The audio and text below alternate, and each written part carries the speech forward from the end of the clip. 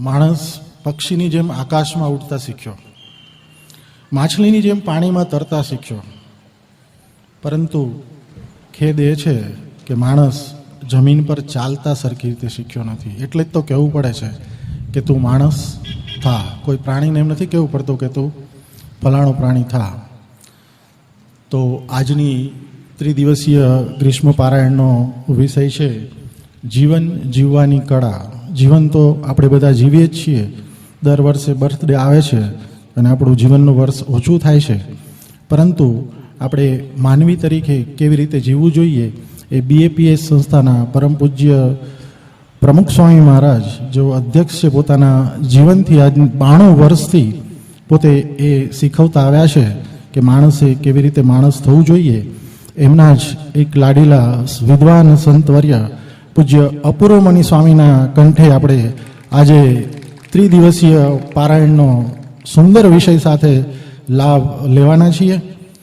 પૂજ્ય અપૂર્વમણી સ્વામીનો ટૂંકમાં પરિચય જોઈએ. એમનો સૌપ્રથમ પરિચય તો એમની વિદ્વત્તા જ છે, એમની વાણી છે. કથા સાંભળ્યા બાદ એમના કોઈ પરિચયની જરૂર નહીં રહે, પરંતુ લૌકિક રીતે જોઈએ તો પરમ પૂજ્ય પ્રમુખ સ્વામી મહારાજના હસ્તે 1998માં એમણે અહીં રાજકોટ ખાતે જ દીક્ષા ગ્રહણ કરેલી છે. પૂર્વાશ્રમમાં જોઈએ તો તેઓ માતા પિતાના એકના એક સંતાન. આપણી સંસ્થામાં 900થી વધુ સંતો છે, એમાં 70થી વધુ સંતો એવા એકના એક છે. એમાંના એક પૂજ્ય અપૂર્વમણી સ્વામી છે.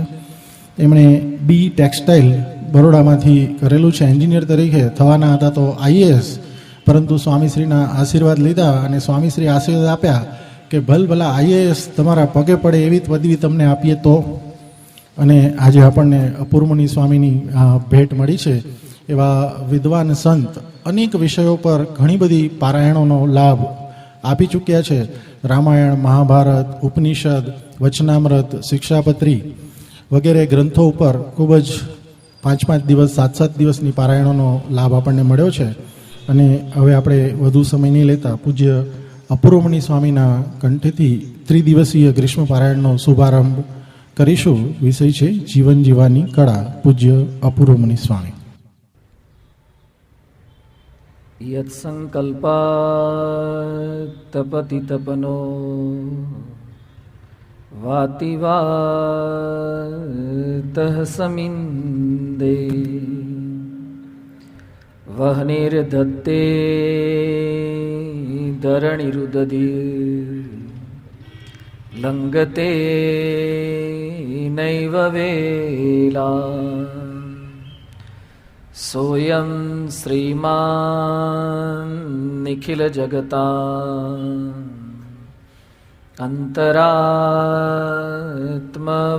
અંતરાત્મવતીર્ણો ધર્મં રક્ષન દિશતુ કુશલમ સ્વામિનારાયણો નઃ. શ્રી સ્વામિનારાયણ ભગવાનની જય. અક્ષર પુરુષોત્તમ મહારાજની જય. ગુણાતીતાનંદ સ્વામી મહારાજની જય. સિયાવર રામચંદ્ર ભગવાનની જય. રાધા કૃષ્ણ દેવની જય. ઉમાપતિ મહાદેવની જય. ભગતજી મહારાજની જય. શાસ્ત્રીજી મહારાજની જય. યોગીજી મહારાજની જય. પ્રગટ ગુરુ હરિ પ્રમુખ સ્વામી મહારાજની.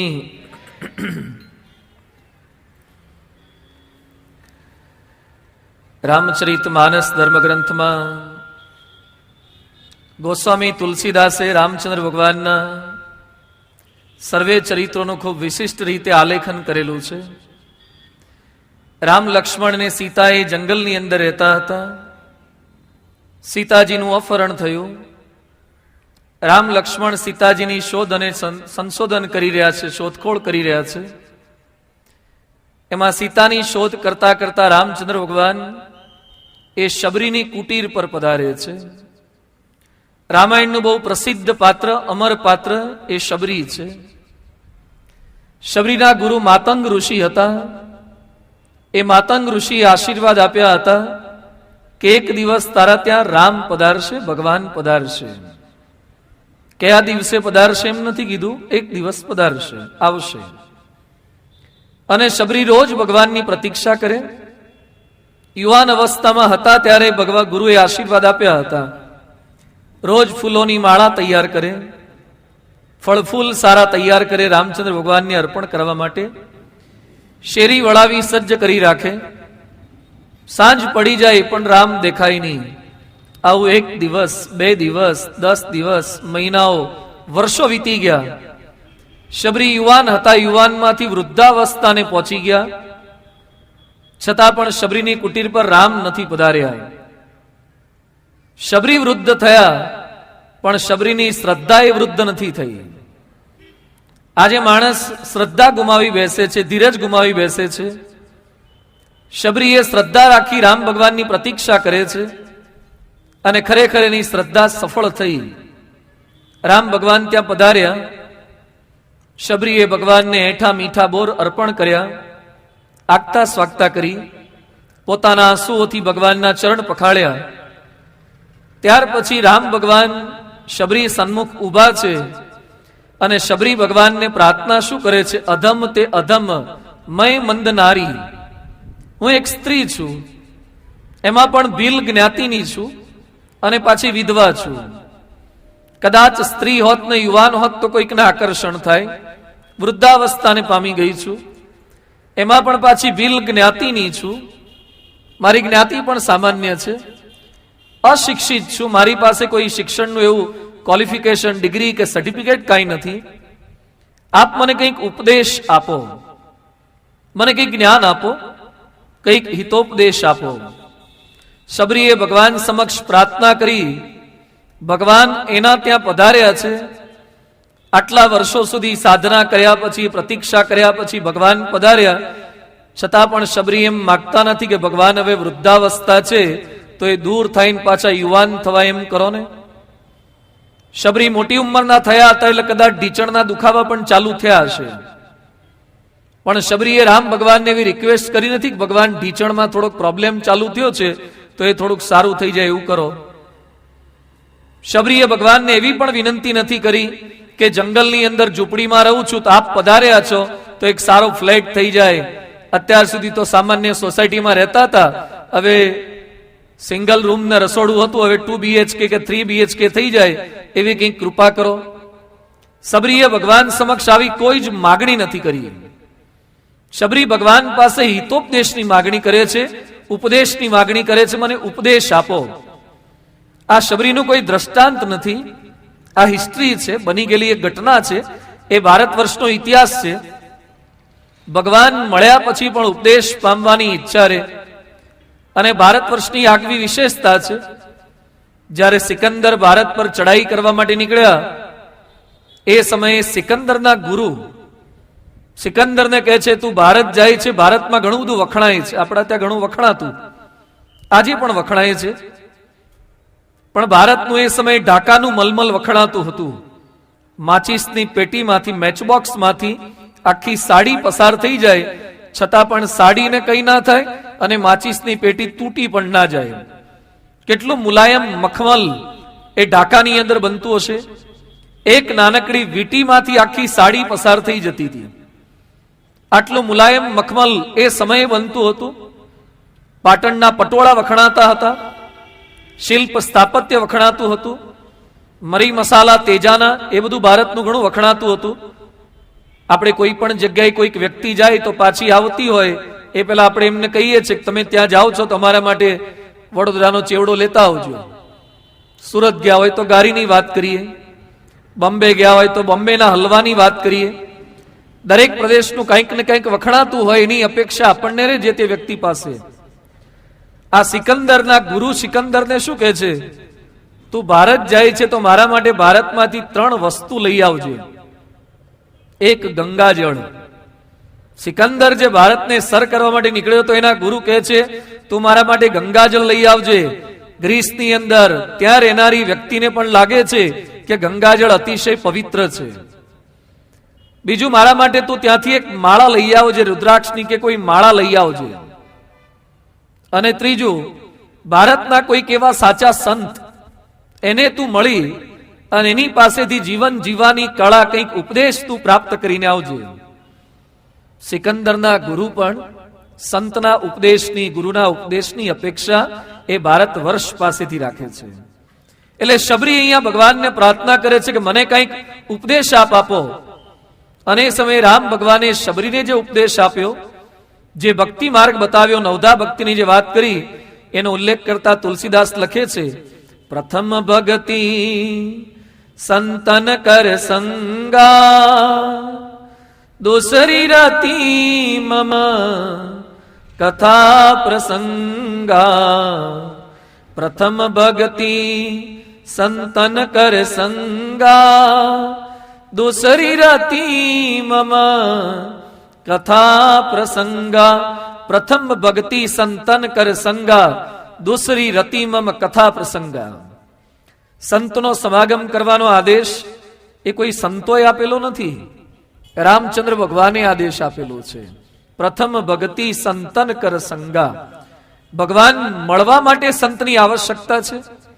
ઘણીવાર સંતો કથા વાર્તામાં કહે છે કે સંત મળે તો આપણને ભગવાન સુધી પહોંચાડે. અહીંયા શબરીમાં ઊંધું થયું. શબરીને ભગવાન મળ્યા પછી ભગવાન એમ કહે છે, હવે તું સંતનો સમાગમ કરજે અને સંત થકી તું કથા વાર્તા સાંભળજે. દૂસરી રતિ મમ કથા પ્રસંગા. કેટલાક લોકો એમ પણ કહેતા હોય છે કે ભગવાન મળે એના માટે કથા, કીર્તન, વાર્તા, પ્રદક્ષિણા, તપ, તીર્થ આ બધું શેના માટે કરવાનું હોય? ભગવાન મળે એના માટે, લૌકિક આપણી ઈચ્છાની પૂર્તિ થાય એના માટે. એ મળી ગયા પછી તો જરૂર નથી. એક બાઈએ પોતાના ઘરની અંદર પોપટ પાડેલો. નહીં, કેટલાક લોકો પંજરની અંદર પોપટ રાખતા હોય તો પોપટ સીતા સીતા સીતા એવું ભજન કર્યા કરે. તેમના પડોશી એકવાર ભેગા થઈ ગયા માર્કેટની અંદર, સગાવાલા થોડેક દૂર રહેતા હતા. એટલે આ ભાઈએ વાત કરી કે મારા ઘરે પોપટ પાડ્યો છે ને સીતા સીતા એવો શબ્દ, એવું રટણ અખંડ કર્યા કરે છે. પેલા ભાઈ કે મારા ઘરે આવું જ આશ્ચર્ય થયું છે, મારા ઘરે મેં એક મેના પાળી છે તો એ અખંડ રામ રામ રામ એવું રટણ કર્યા કરે છે. બંને જણાને ક્રાંતિકારી વિચાર આવ્યો કે તમારા ત્યાં સીતા ભજન કરે છે, મારા ત્યાં રામ ભજન કરે છે, તો આપણે બંનેને એક જ પાંજરામાં ભેગા કરી દઈએ તો સીતારામ જોઈન્ટ વેન્ચર બહાર આવે. સીતારામ સીતારામ સીતારામ આખું ભક્તિ સહિત ભગવાનનો શબ્દ, એ ભજન પૂરું થઈ જાય. એટલે પોપટ અને મેના બંનેને એક પાંજરામાં પૂરવામાં આવ્યા. પછી બંને માલિક ભેગા થઈને રાહ જોતા હતા કે હમણાં સીતારામ સીતારામ એવો શબ્દ નીકળે. બહુ રાહ જોઈ, ન તો પોપટ સીતા બોલ્યો ન તો મેના રામ બોલી. એટલે બંને હળી કરી, લાકડાની સળી ભરાઈ, કેમ બોલતા નથી? અને બંનેને વાચા ફૂટીને શું બોલ્યા કે જેના માટે ભજન કરતા તે તો મળી ગયું. પોપટ જેના માટે સીતા સીતા કરતો તે મેના તો મળી ગઈ, અને મેના જેના માટે રામ રામ કરતી હતી એ પોપટ તો મળી ગયો. હવે શેના માટે ભજન કરવાનું? એમ આપણા મનની અંદર એવી માનીનતા હોય કે ભગવાન મળે એના માટે ભજન કરવાનું, ભગવાન મળે એના માટે કથા વાર્તા સાંભળવાની. અહીંયા ભગવાન મળ્યા પછી એમ કહે છે કે દૂસરી રતિ મમ કથા પ્રસંગા. ભગવાન મળે એના માટે તો કથા વાર્તા છે જ, પણ ભગવાન મળ્યા પછી ભગવાન સમજાય ને એના માટે કથા વાર્તા છે. આ જે કથા વાર્તા આપણે સૌ કરી રહ્યા છીએ, અહીંયા બેઠેલા લગભગ ઘણા બધાને આપણને ભગવાન મળ્યા છે, ભગવાનની ઓળખ થઈ ગઈ છે, તો કથા સાંભળવાની આવશ્યકતા શું? હમણાં 12th નું રિઝલ્ટ આવ્યું છે. વિદ્યાર્થીઓ થોડા ઘણા અવઢવમાં હશે કે એડમિશન લેવું, પ્રયત્ન કરશે. કોઈકને મેડિકલમાં મળશે, કોઈકને એન્જિનિયરિંગમાં એડમિશન પ્રાપ્ત થઈ જશે. એન્જિનિયરિંગમાં એડમિશન મળ્યા પછી અથવા તો મેડિકલમાં એડમિશન મળ્યા પછી એને લેક્ચર ભરવાના સ્ટાર્ટ કરવા પડશે, કોલેજમાં જવું પડશે. કોઈક પૂછશે કે તમારો દીકરો શેમાં ભણે છે, તો તમે શું કહો? એન્જિનિયરિંગમાં ભણે છે. હજુ એન્જિનિયરિંગમાં એડમિશન મળ્યું છે, પણ એન્જિનિયર થવા માટે રેગ્યુલર લેક્ચર ભરવા પડશે. કેટલાકના દીકરા દીકરીઓને મેડિકલમાં એડમિશન મળશે. મેડિકલમાં એડમિશન મળે એટલે આગળ DR લગાવી ના શકે, 12th પછી મેડિકલમાં એડમિશન તો મળી ગયું, પણ ડોક્ટર લગાવતા 5.5 વર્ષ થાય છે. આગળ ડોક્ટર ક્યારે લખી શકાય? 5.5 વર્ષનું મેડિકલનું આખું ટર્મ પૂરું કરે, ઇન્ટર્નશિપ પૂરી કરે અને ગવર્મેન્ટનું સર્ટિફિકેટ પ્રાપ્ત થાય, ત્યાર પછી એ DR લખી શકે અને પછી પ્રેક્ટિસ સ્ટાર્ટ કરે.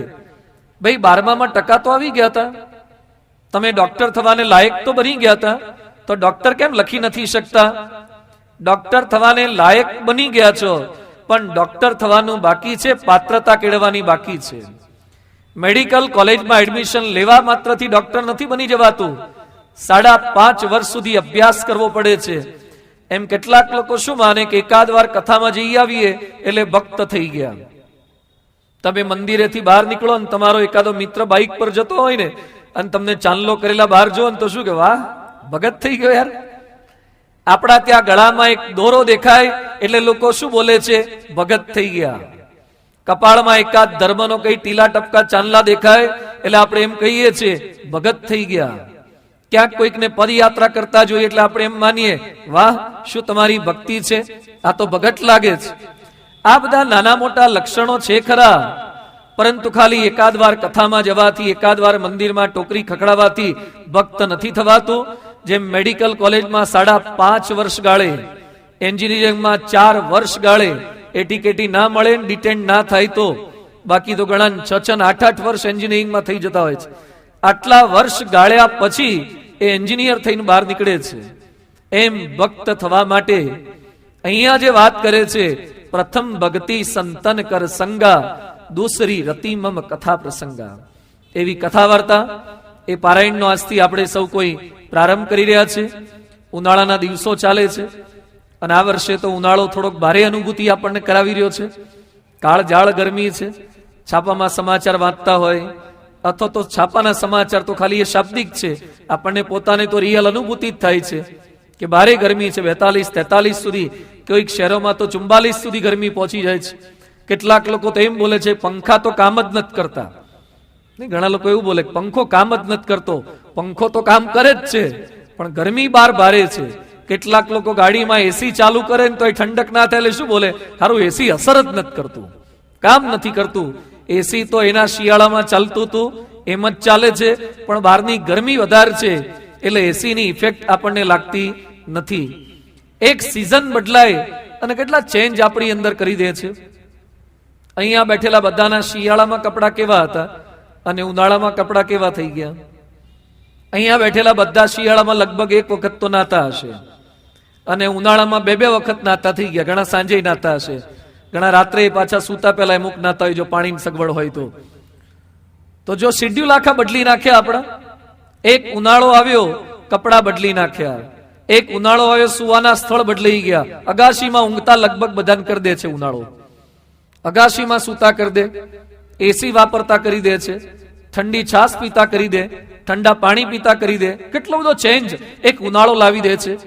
એક છોકરાને થોડાક દિવસ પહેલા જોયો, માથા પર હેરસ્ટાઈલ હતી અલગ પ્રકારની, જાત જાતની હેરસ્ટાઈલ કરાવે ને, કેટલાક આગળ ગૂંચડા કરાવે, પાછળ સ્લોપ કટ કરાવે, અહીંયા બાજુમાંથી તપેલી મૂકી વાડીલાલ કટ કરાવે. એટલે એક છોકરાને મેં પૂછ્યું આ કયા પ્રકારની કટ છે? મને કે સમર કટ. સમર એટલે ઉનાળો, આ સમર કટ છે, ઉનાળાની કટ. જાત જાતની કટ બધા અલગ અલગ કરાવતા હોય. બધી કટ લગભગ હલકટમાં આવી જતી હોય છે. ઘણી બધી કટ કરાવે છે ફેશન માટે, અને આ ઉનાળાની અંદર થોડુંક રિફ્રેશમેન્ટ મળે, પરસેવો ઓછો થાય એના માટે. પણ આ બાહ્ય ગરમીમાંથી બહુ જ ગરમી લાગી હોય ને, તમે થોડો આઈસ ગોલા ખાઈ લો તો થોડીક ઠંડકની અનુભૂતિ થાય. બહુ જ ગરમીમાં હોય એને સ્નાન કરી લઈએ અથવા તો આપણે એર કન્ડિશન ચાલુ કરીએ તો પણ ઠંડકની અનુભૂતિ થાય. રૂમમાં ગરમી લાગતી હોય અને અગાશી પર સૂઈ જઈએ તો સવારે પાછી આપણને ઠંડક ઓઢવું પડે ને, એવું સવારે તો ઠંડક લાગે છે. આ બાહ્ય ગરમીથી બચવાના ઘણા ઉપાય છે, પણ આંતરિક ગરમીમાં કોઈ એસી, કોઈ કુલર, કોઈ બરફના ગોલા કે કોઈ ઠંડી છાશ એ કાંઈ જ કામ લાગતી નથી. અંદરની ગરમી, કોઈક વિદ્યાર્થી આ વખતે 12મા સાયન્સમાં નપાસ થયો હોય અને એને પછી એર કન્ડિશન કારમાં બેસાડીને પપ્પા લઈ જતા હોય, એને ઠંડકની અનુભૂતિ થાય. 12માં નપાસ થયેલો વિદ્યાર્થી સ્કૂલેથી એના ઘરે જતો હોય અને પછી એને એસીની અસર થાય ખરી? જો એ ગુણવાન હોય ને તો એને અસર ના જ થાય. એને એમ જ લાગે નપાસ થઈ ગયા, એસીની અસર ના થાય. તમારે છૂટાછેડા થઈ ગયા હોય અને છૂટાછેડા લીધા પછી ઘરમાં એર કન્ડિશન હોય તો એ તમને ઠંડકની અનુભૂતિ થાય? છૂટાછેડા થઈ ગયા થોડાક જ સમયની અંદર, નજીવી બાબતની અંદર, અને લાખો રૂપિયા તમારે આપવા પડ્યા હોય તો પછી તમને એસી ની ઠંડકની અનુભૂતિ નહીં થઈ.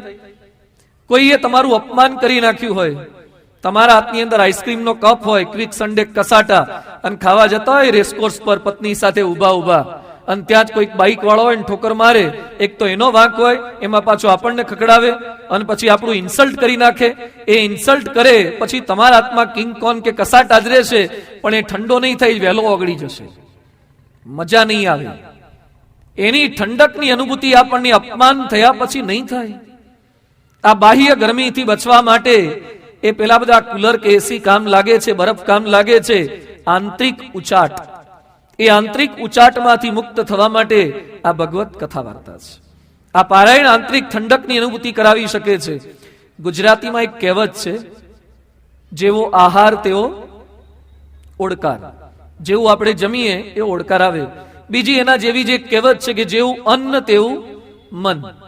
માણસ જેવું જમે છે તેવો ઓડકાર આવે છે, કે જેવો આહાર તેવા એના વિચાર થાય છે. પહેલાના સમયની અંદર આટલી હિંસક વૃત્તિ, આટલી મલિન વૃત્તિ, આટલી દુરાચાર વૃત્તિ નહોતી. એનું એક કારણ એ હતું કે લગભગ બધા ઘરનું બનાવેલું જમતા હતા. તમામ બહેનો ઘરમાં રસોઈ કરે ને પતિદેવ કે ઘરના તમામ સભ્યો જમતા હતા. એક ચિંતકે બહુ સરસ હાસ્ય કલાકારે લખ્યું છે કે પહેલા લોકો ઘરમાં ખાતા હતા ને બહાર જતા હતા. હવે બહાર ખાય છે ને ઘરમાં જાય છે. પહેલા આપણે ઘરમાં ખાતા હતા, ડબલું લઈને બહાર જતા હતા. હવે ખાય છે બહાર ને જાય છે ઘરમાં. આ ફેરફાર આ થઈ ગયો છે. એટલે માનસિકતા માણસની એને લીધે બદલાઈ ગઈ.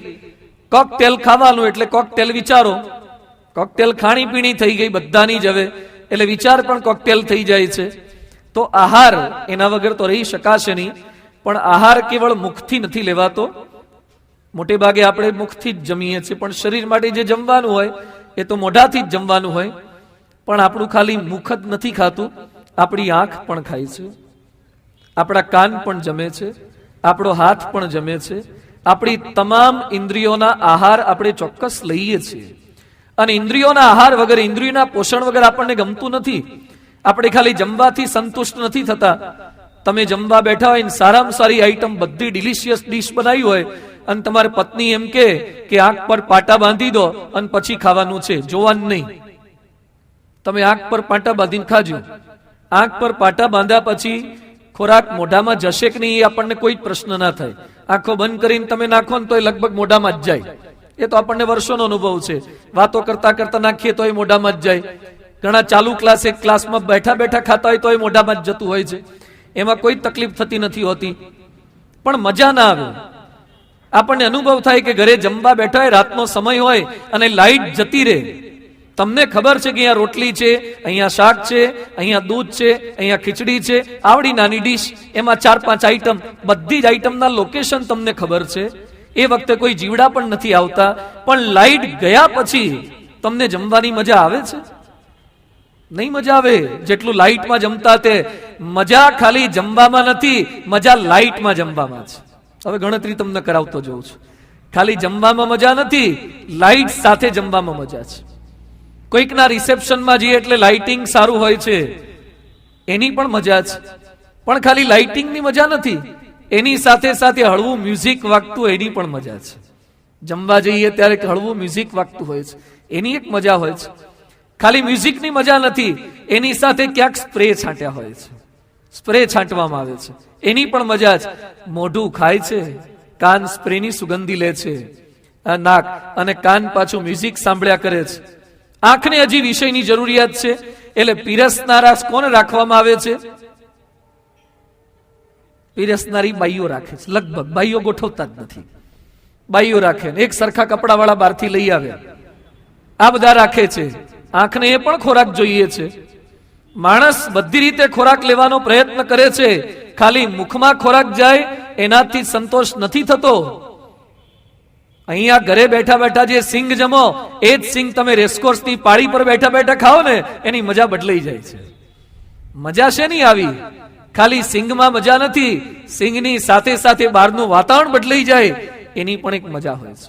તો ઇન્દ્રિયોનો આહાર એ પેરેલલ ચાલે છે. જેમ બાર ખોરાકમાં કંઈક ખરાબ આવી જાય ખાવાનું અને ફૂડ પોઈઝનિંગ થાય છે. અમુક સમયે આપણે ન્યૂઝપેપરમાં ક્યાંક વાંચતા હશો કે કેરીનો રસ પીવાથી કેટલાક લોકો હુઈ ગયા, મરી ગયા. કાર્બાઇડ વાળી કેરી આવી ગઈ અને કેમિકલથી પકવેલી કેરી આવે એટલે રોગચાળો ફાટી નીકળે, અથવા કંઈક દૂધની અંદર ફૂડ પોઈઝનિંગ થઈ ગયું. ખરાબ ખોરાક લેવાય તો અસર થાય કે ન થાય? અસર થાય છે.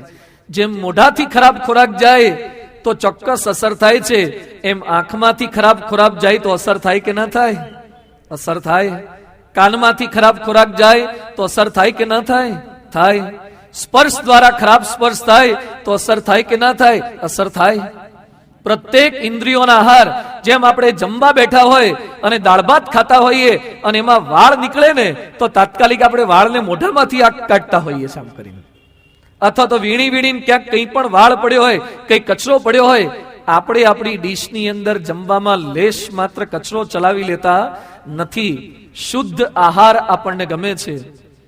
જેમ જમવામાં શુદ્ધ આહારની અપેક્ષા રાખીએ છીએ, એમ જોવાનો પણ શુદ્ધ આહાર લેવો જોઈએ. આંખનો આહાર ખરાબ જાય છે એટલે પ્રશ્ન થાય છે. અમદાવાદની અંદર રૂપ મહેતા નામનો એક છોકરો, 18 વર્ષની એની ઉંમર, એના મમ્મી પપ્પા ગામડે રહે. આ છોકરો એની માસીના ત્યાં અમદાવાદમાં રહેતો હતો.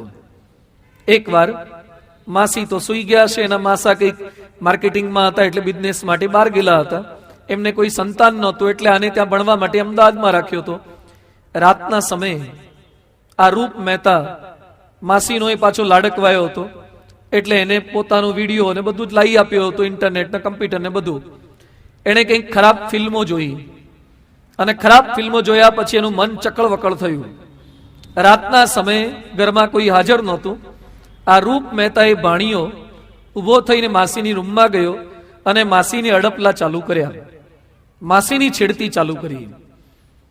એટલે માસી પામી ગયા કે આને અત્યારે વિકાર ઉપજ્યો લાગે છે. એટલે માસી એને ધમકાયો અને માર્યો, લાફો મારીને એને છોડી દીધો. ખબર પડે છે તને શું કરી રહ્યો છે? તારી વૃત્તિ કેમ આવી થઈ ગઈ? પછી એ તો શર્મિંદો થઈને જતો તો રહ્યો, પણ એના મનમાં એમ થયું કે જે માસી આપણને રાખ્યો એ માસી પાસે જ આપણે આવી અઘટિત માગણી કરી, હેરાન પરેશાન કર્યા. હવે મારા મમ્મી પપ્પાને ગામડે કહી દેશે તો મારી બેઇજ્જતી થશે.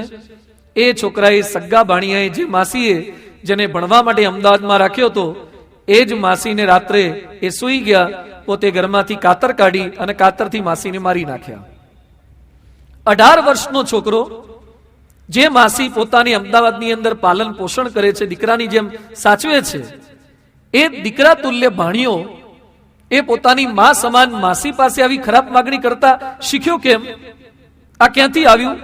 આંખ દ્વારા ખરાબ ખોરાક ગયો છે, એ ખરાબ જોઈ ગયો છે, એની આ અસર થઈ છે. ખરાબ જોવાની અસર થાય છે. ઇંગ્લેન્ડની અંદર માઇકલ રયાન નામનો એક છોકરો, એણે ફિલ્મ જોઈ ધ બ્લડ નામની ફિલ્મ જોઈ કે એની અંદર સતત બ્લડ જ વહાવ્યા કરે છે. ખૂન ખરાબ જ ઇંગ્લિશ ફિલ્મોમાં વધારે ફાઇટિંગ હોય છે. અને આટલું બધું જોયું, એમાંથી ઉશ્કેરાયો. એણે લગભગ એકાદ દિવસમાં અમુક કલાકની અંદર 18-20 જણાના ખૂન કરી નાખ્યા. નાનકડા છોકરાએ. નાના છોકરાઓ હાથમાં બંદૂક લેતા શીખ્યા ક્યાંથી? અત્યારે રોડ પર સહેજ કંઈક બાઈક અથડાઈને તરત મારામારી પર આવી જાય છે. નાની બાબતમાં કોઈકની રિક્ષા સહેજ અડી ગઈ, પેલા સોરી કહીને છૂટા પડી જતા, થાય હવે ગાડી છે તડે ખરી. પણ અત્યારે નાની બાબતમાં હુંસા તુસી, મારામારી, ગાડીઓ સળગાવી દેવી, આ લેવલ પર પહોંચ્યા ક્યાંથી? આંખ દ્વારા ખરાબ જોવામાં આવી રહ્યું છે. અહીંયા બેઠેલા જે વડીલોને અથવા તો મોટી ઉંમરની વ્યક્તિઓને જે મોટા થયા પછી ખબર નહોતી પડતી કે પછી ખબર પડતી હતી, એ નાની ઉંમરના છોકરા છોકરીઓ ભૂલો કેમ કરવા લાગ્યા છે? આંખ દ્વારા ખરાબ જોવાઈ રહ્યું છે, કાન દ્વારા ખરાબ સંભળાઈ રહ્યું છે, ત્વચા દ્વારા ખરાબ સ્પર્શ થઈ રહ્યો છે. અહીંયા બેઠેલા તમામ વાલીઓના સંતાનો જો નાના હશે અને વિડીયો ગેમ જોતા હશે કે વિડીયો ગેમ રમતા હશે, એમાં લગભગ બતાવવામાં આવતી બધી ગેમ જોજો.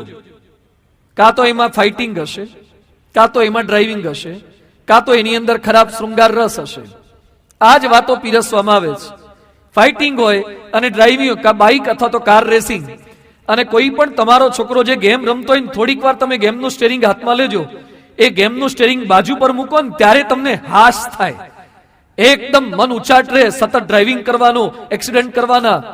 જેણે વિડીયો ગેમમાં સતત એક્સિડન્ટ કર્યા હોય, કલાકો સુધી બેસી બેસીને એને બહાર નીકળ્યા પછી રેસકોર્સ પર બાઇક સ્પીડમાં ચલાવતા સહેજ પણ એને સંકોચ થાય ખરો?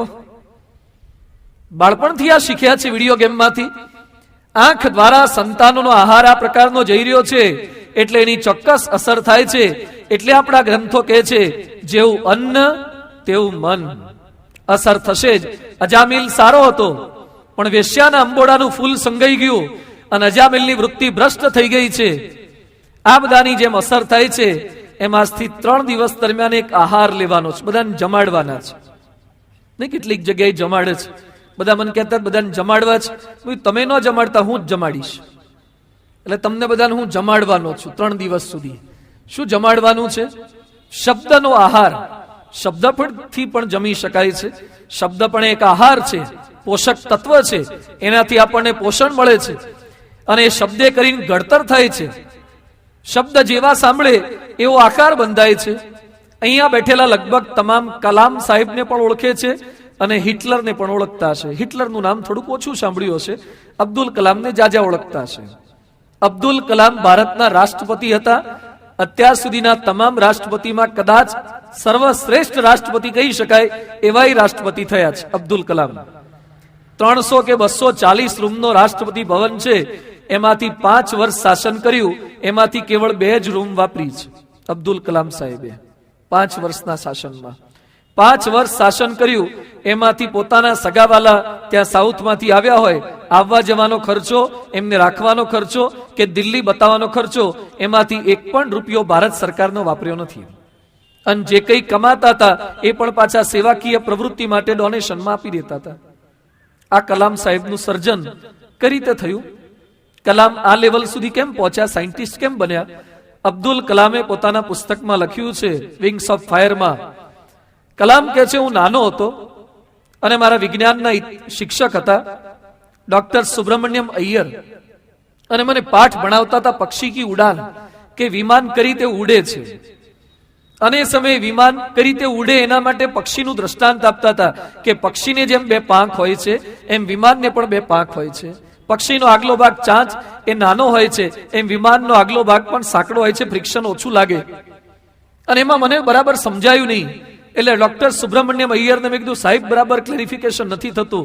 એટલે સાહેબ અમને પોંડિચેરીના દરિયા કિનારે લઈ ગયા, પક્ષી ઉડતા બતાયા, પક્ષી ટર્ન લે છે, પક્ષી એકદમ પાંખ સ્થિર કરીને શાંતિથી ઉડે છે, આ બધું અમને સમજાયું. અને એ સમયે મારા મનની અંદર ડોક્ટર સુબ્રમણ્યમ અય્યરે શબ્દો નાખ્યા હતા કે બેટા તારે સાયન્ટિસ્ટ થવાનું છે, તારે ભવિષ્યમાં વિમાન ઉડાવવાના છે. કલામ કહે છે આ લેવલ પર હું પહોંચ્યો એની પાછળ મારા શિક્ષકના શબ્દો જવાબદાર છે. શબ્દોએ કેવું પોષણ કર્યું? એની સામે એડોલ્ફ હિટલર, જેણે 60 લાખ માણસોને મારી નાખ્યા, બીજું વિશ્વયુદ્ધ જેને લીધે થયું છે એ મુખ્ય પરિબળ હિટલર હતા. એ હિટલરની પણ આત્મકથા છે માઇન કામ્ફ. એમાં લગભગ 34મા પાના ઉપર હિટલરે લખ્યું છે કે મારા ઇતિહાસના શિક્ષક હતા ડોક્ટર લિયોપોલ્ડ પુચ. અમને જ્યારે ઇતિહાસનો ક્લાસ લેતા ત્યારે પહેલા જ લેક્ચરમાં વાત બોલતા કે યહૂદીઓ બહુ જ ખરાબ છે, યહૂદી લોકો ખરાબ છે, જ્યુઝ પીપલ, એ લોકોને પૃથ્વી પર ન રાખવા જોઈએ. એટલે મારા પ્રત્યેક લેક્ચરમાં મારા મનની અંદર યહૂદી પ્રત્યે ઘૃણા, તિરસ્કાર એની લાગણી ઊભી કરતા. મેં 60 લાખ માણસોની હત્યા કરી, એની પાછળ આ મારા શિક્ષકના શબ્દો જવાબદાર છે. એક શિક્ષક ધારે તો કલામનું સર્જન પણ કરી શકે છે અને શિક્ષક ધારે તો હિટલરનું સર્જન પણ કરી શકે છે. પણ શેના આધારે? શબ્દોને આધારે સર્જન થયું છે. એટલે અહીંયા રામચંદ્ર ભગવાન શબરીને કહે છે પ્રથમ ભગતિ સંતન કર સંગા, દૂસરી રતિમમ કથા પ્રસંગા. તું કથા સાંભળજે. દિવસ દરમિયાન આપણે સાંભળીએ તો છીએ જ, ઘણું બધું સાંભળીએ છીએ. કેટલાક સાંભળે છે ને કેટલાક સંભળાવે છે. અને આપણે ન સાંભળવું હોય તો એ ઘણા ઘરવાળા સંભળાવતા હશે. ઘણું સાંભળીએ છીએ, પણ એમાંથી અંદરથી ઉત્કર્ષ થાય એવા કેટલા શબ્દો, અસર કરી શકે એવા કેટલા શબ્દો. તો શબ્દોની અસર છે, વાતાવરણની અસર છે, ફોટોગ્રાફની પણ એક અસર છે. શબ્દો તો જડ છે, આકાશનો એક ભાગ છે, ફોટોગ્રાફ પણ જડ હોય છે, પણ અહીંયા બેઠેલા બધાને અનુભવ થાય. ઘણા બધાના ઘરની અંદર મા બાપના ફોટોગ્રાફ રાખતા હોય છે. હવે લગભગ ઘણા ઘરમાં ઓછા હોય છે, તો એ ઘણાના ઘરમાં હજુ હોય છે પોતાના માતા પિતાનો ફોટોગ્રાફ હોય. એક સાયન્ટિસ્ટ અવકાશમાં ગયા, લગભગ રશિયાના કે જાપાનના હતા, અને આકાશની અંદર દિવસો સુધી રહ્યા. લગભગ એ 200 દિવસ ઉપર કંઈક આકાશની અંદર સ્પેસ શટલ ત્યાં બનાવ્યું હોય ને, સ્પેસ સ્ટેશન, એની અંદર રહ્યા. પછી એ પાછા આવ્યા. પછી એને ઇન્ટરવ્યુમાં પ્રશ્ન પૂછ્યો, આટલા દિવસ સુધી તમે આકાશમાં રહ્યા. હવે આકાશમાં રહેવાનું બોલીએ કે મજા આવે, પણ ત્યાં કઈ મજા આવે એવું નથી, કારણ કે કોઈ મળે નહીં.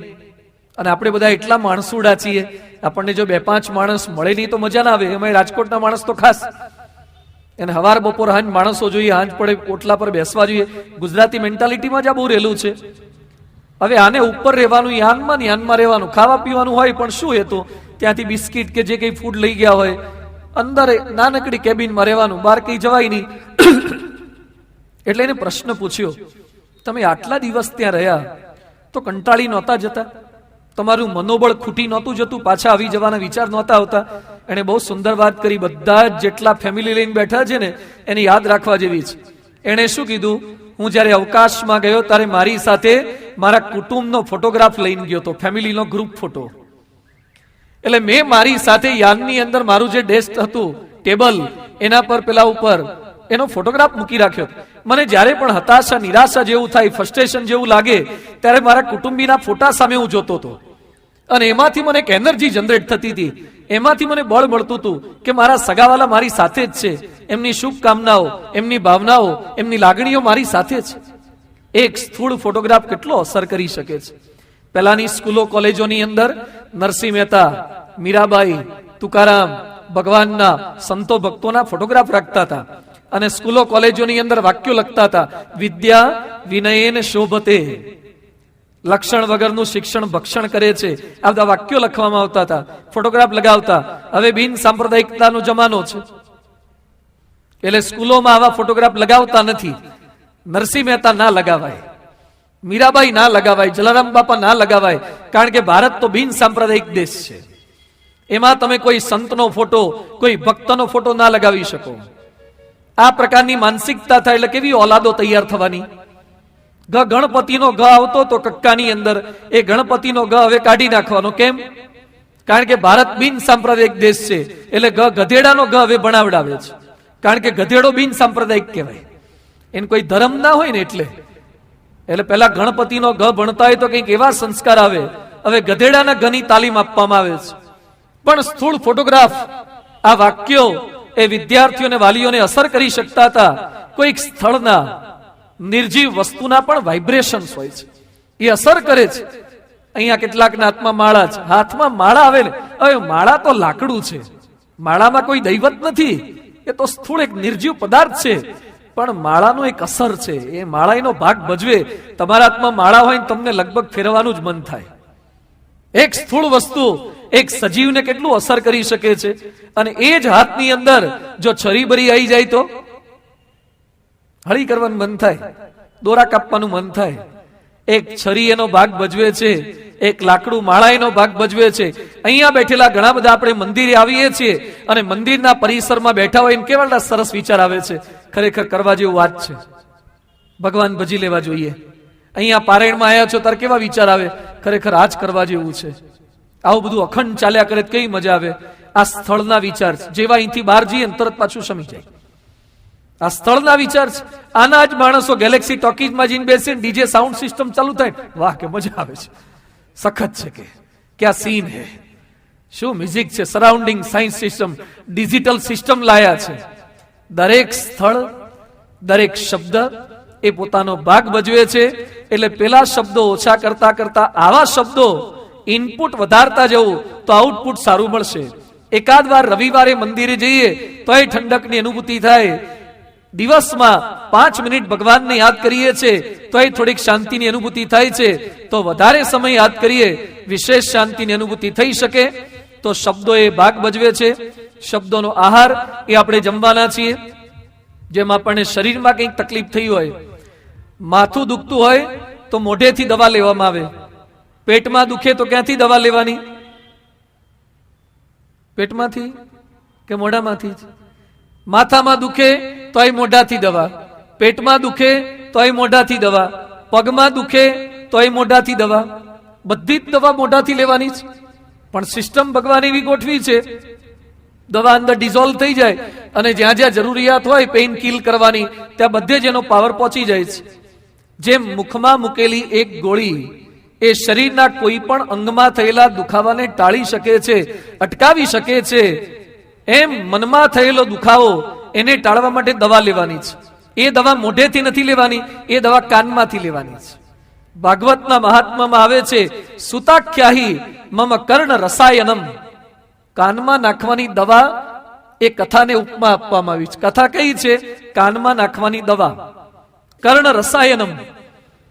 જેમ કેટલાક છોકરા સાયકલ ચલાવતા હોય, એમાં ચોમાસાના દિવસોમાં સાયકલની પેલી ચેન આવે ને પલળે, ઓઇલ વાળી હોય, એમાં પાછી પલળે એટલે પાણી વાળી થાય અને કાટ ખવાઈ જાય, કકડ કકડ અવાજ આવે ને એમાં ચેન ઉતરી જાય.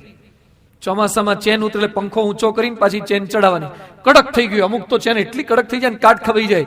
એટલે પછી આપણે સાયકલ વાળા પાસે જઈએ, અથવા ઘરે ઓઇલની એક ડબ્બી રાખી હોય છે, આપણી નાની ઓઇલની ડબ્બી હોય, એટલે આમ થોડુંક આમ પેલું પંખો ફેરવતો જાય, આમ કરતા જાય અને ટપકું ટપકું પાડતા જાય. થોડીક વારમાં ચેન એટલી ફ્રી થઈ જાય ને સરસ રીતે પછી ફરવા લાગે. આપણા ઘરની અંદર સીવવાનો સંચો હોય, સોય તોડતો હોય અને અવાજ આવતો હોય, ઓઇલના એક બે ટીપા નાખો ને અને પછી સંચો વ્યવસ્થિત ચાલવા લાગે.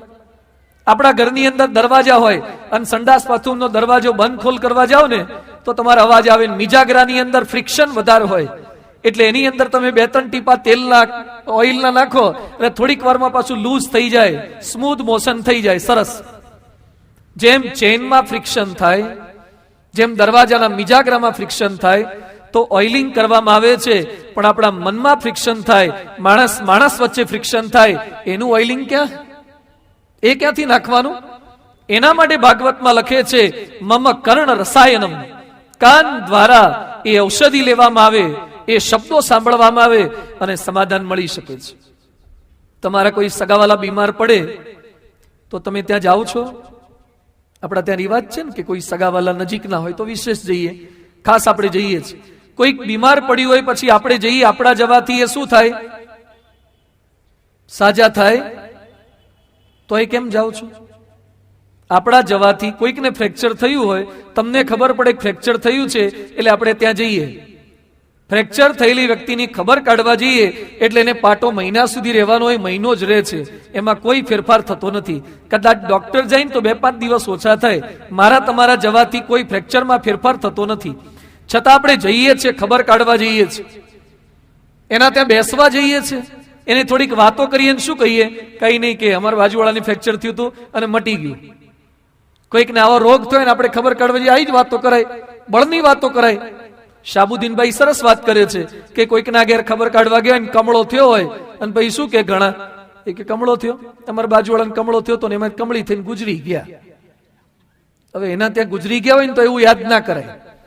તમને ખબર હોય કે રાજકોટમાં કેટલાક લોકો સ્વાઇન ફ્લૂ થી મરી ગયા છે અને તમારા કોઈક સગાવાલાને સ્વાઇન ફ્લૂ થયો હોય, સ્વાઇન ફ્લૂના ઘણા બધા કેસ ખલાસ થઈ ગયા હોય, તો એની ખબર કાઢવા જાવ ત્યારે આપણે શું કહેવાનું હોય કે જેટલાને થાય બધા થોડા મરે, બધા કઈ મરતા નથી. અને હમણાં છાપામાં તો આવે છે કે હવે મરવાનો રેશિયો ઘટી ગયો, હવે દવા લાગુ પડવા લાગી છે. આપણે વાતો કરીએ છીએ, એને મજબૂત કરીએ છીએ. આપણો ક્રિકેટર યુવરાજસિંહ, એને કેન્સર થયું, કેન્સરની ટ્રીટમેન્ટ કરાવવા માટે એ અમેરિકા ગયા. અમેરિકા ગયા પછી હજારો લોકોએ લેટર લખ્યા, મેલ કર્યા, ફેસબુક પર શુભેચ્છા લખી. પણ સાથે સાથે લાન્સ આર્મસ્ટ્રોંગ જે સાયકલિસ્ટ, એને પણ કેન્સર થયેલું, એમાંથી બહાર નીકળ્યો. એ લાન્સ આર્મસ્ટ્રોંગે યુવરાજસિંહને લેટર લખ્યો. લેટરમાં શું લખે છે? You've be strong, don't worry, ગભરાઈશ નહીં, હું પણ કેન્સરમાંથી બહાર આવી ગયો તો તું પણ કેન્સરમાંથી બહાર આવી જઈશ. શબ્દો શારીરિક રોગમાંથી પણ બહાર કાઢી શકે છે. બાળક પડી જાય, બાળક જાતે જ દોડ્યો, એ પડી ગયો, રડ્યો એટલે એની મમ્મી નજીક આવે અને મમ્મી એને છાનો રાખવા શું કે, બેટા જોજો કીડીની માં મરી ગઈ. હવે કીડી ખબર નથી પડતી, તેની માની એની મમ્મીને કેમની ખબર પડી ગઈ? પણ એની માઈને આવા શબ્દો બોલે, અંદરથી બળ પ્રગટ થાય, બાળકના મનમાં એમ થાય કે કીડીની માં મરી ગઈ તો એ કીડી રડતી નથી, તો આપણે કઈ મરી વાગ્યું નથી, છાનો રહી જાય. આ વખતે 12મા ધોરણમાં કેટલાક લોકોનું રિઝલ્ટ ખરાબ આવ્યું. કાલે જ અમારે એક વિદ્યાર્થી આવ્યો હતો, આમ તો રિઝલ્ટ તો થોડાક દિવસ પહેલા આવી ગયું. એના પપ્પાને મેં પૂછ્યું, ભાઈ તમારો દીકરો કેમ દેખાતો નથી? એ કે સ્વામી દેખાવા જેવું આવ્યું નથી. મેં શું થયું? એ કે ફેલ થયો. મેં કેટલા સબ્જેક્ટમાં? એ કે 3 મેથ્સ, ફિઝિક્સ ને કેમિસ્ટ્રી એ ગ્રુપ હતું, 3 ફેલ થયો. હવે એને બોલાવો તો ખરો. એટલે મેં એને બીજું બાનું કરીને મેં કીધું આવો ને કંઈક કામ છે, આપણે જવાનું છે. એટલે કાલે મંદિરે બોલાયો. આવતા એની સાથે રડવા જ લાગ્યો. એટલે આપણે છાનો જ રાખવાનો હોય, ખખડાવાય તો એ નહીં ત્યાં. એટલે પછી એને છાનો રાખ્યો અને પછી એ બધું રિપોર્ટિંગ કરે. એની પાસે પૂછાય નહીં, ખબર તો પડી ગઈ હતી કેટલામાં ફેલ થયો. એના દુઃખને કઈ જાજુ ખોતરવાનું ના હોય.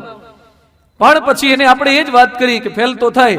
મેં કાલે લગભગ એને 5-7 દ્રષ્ટાંત જેટલા ફેલ થયા હતા ને એના જ આપ્યા.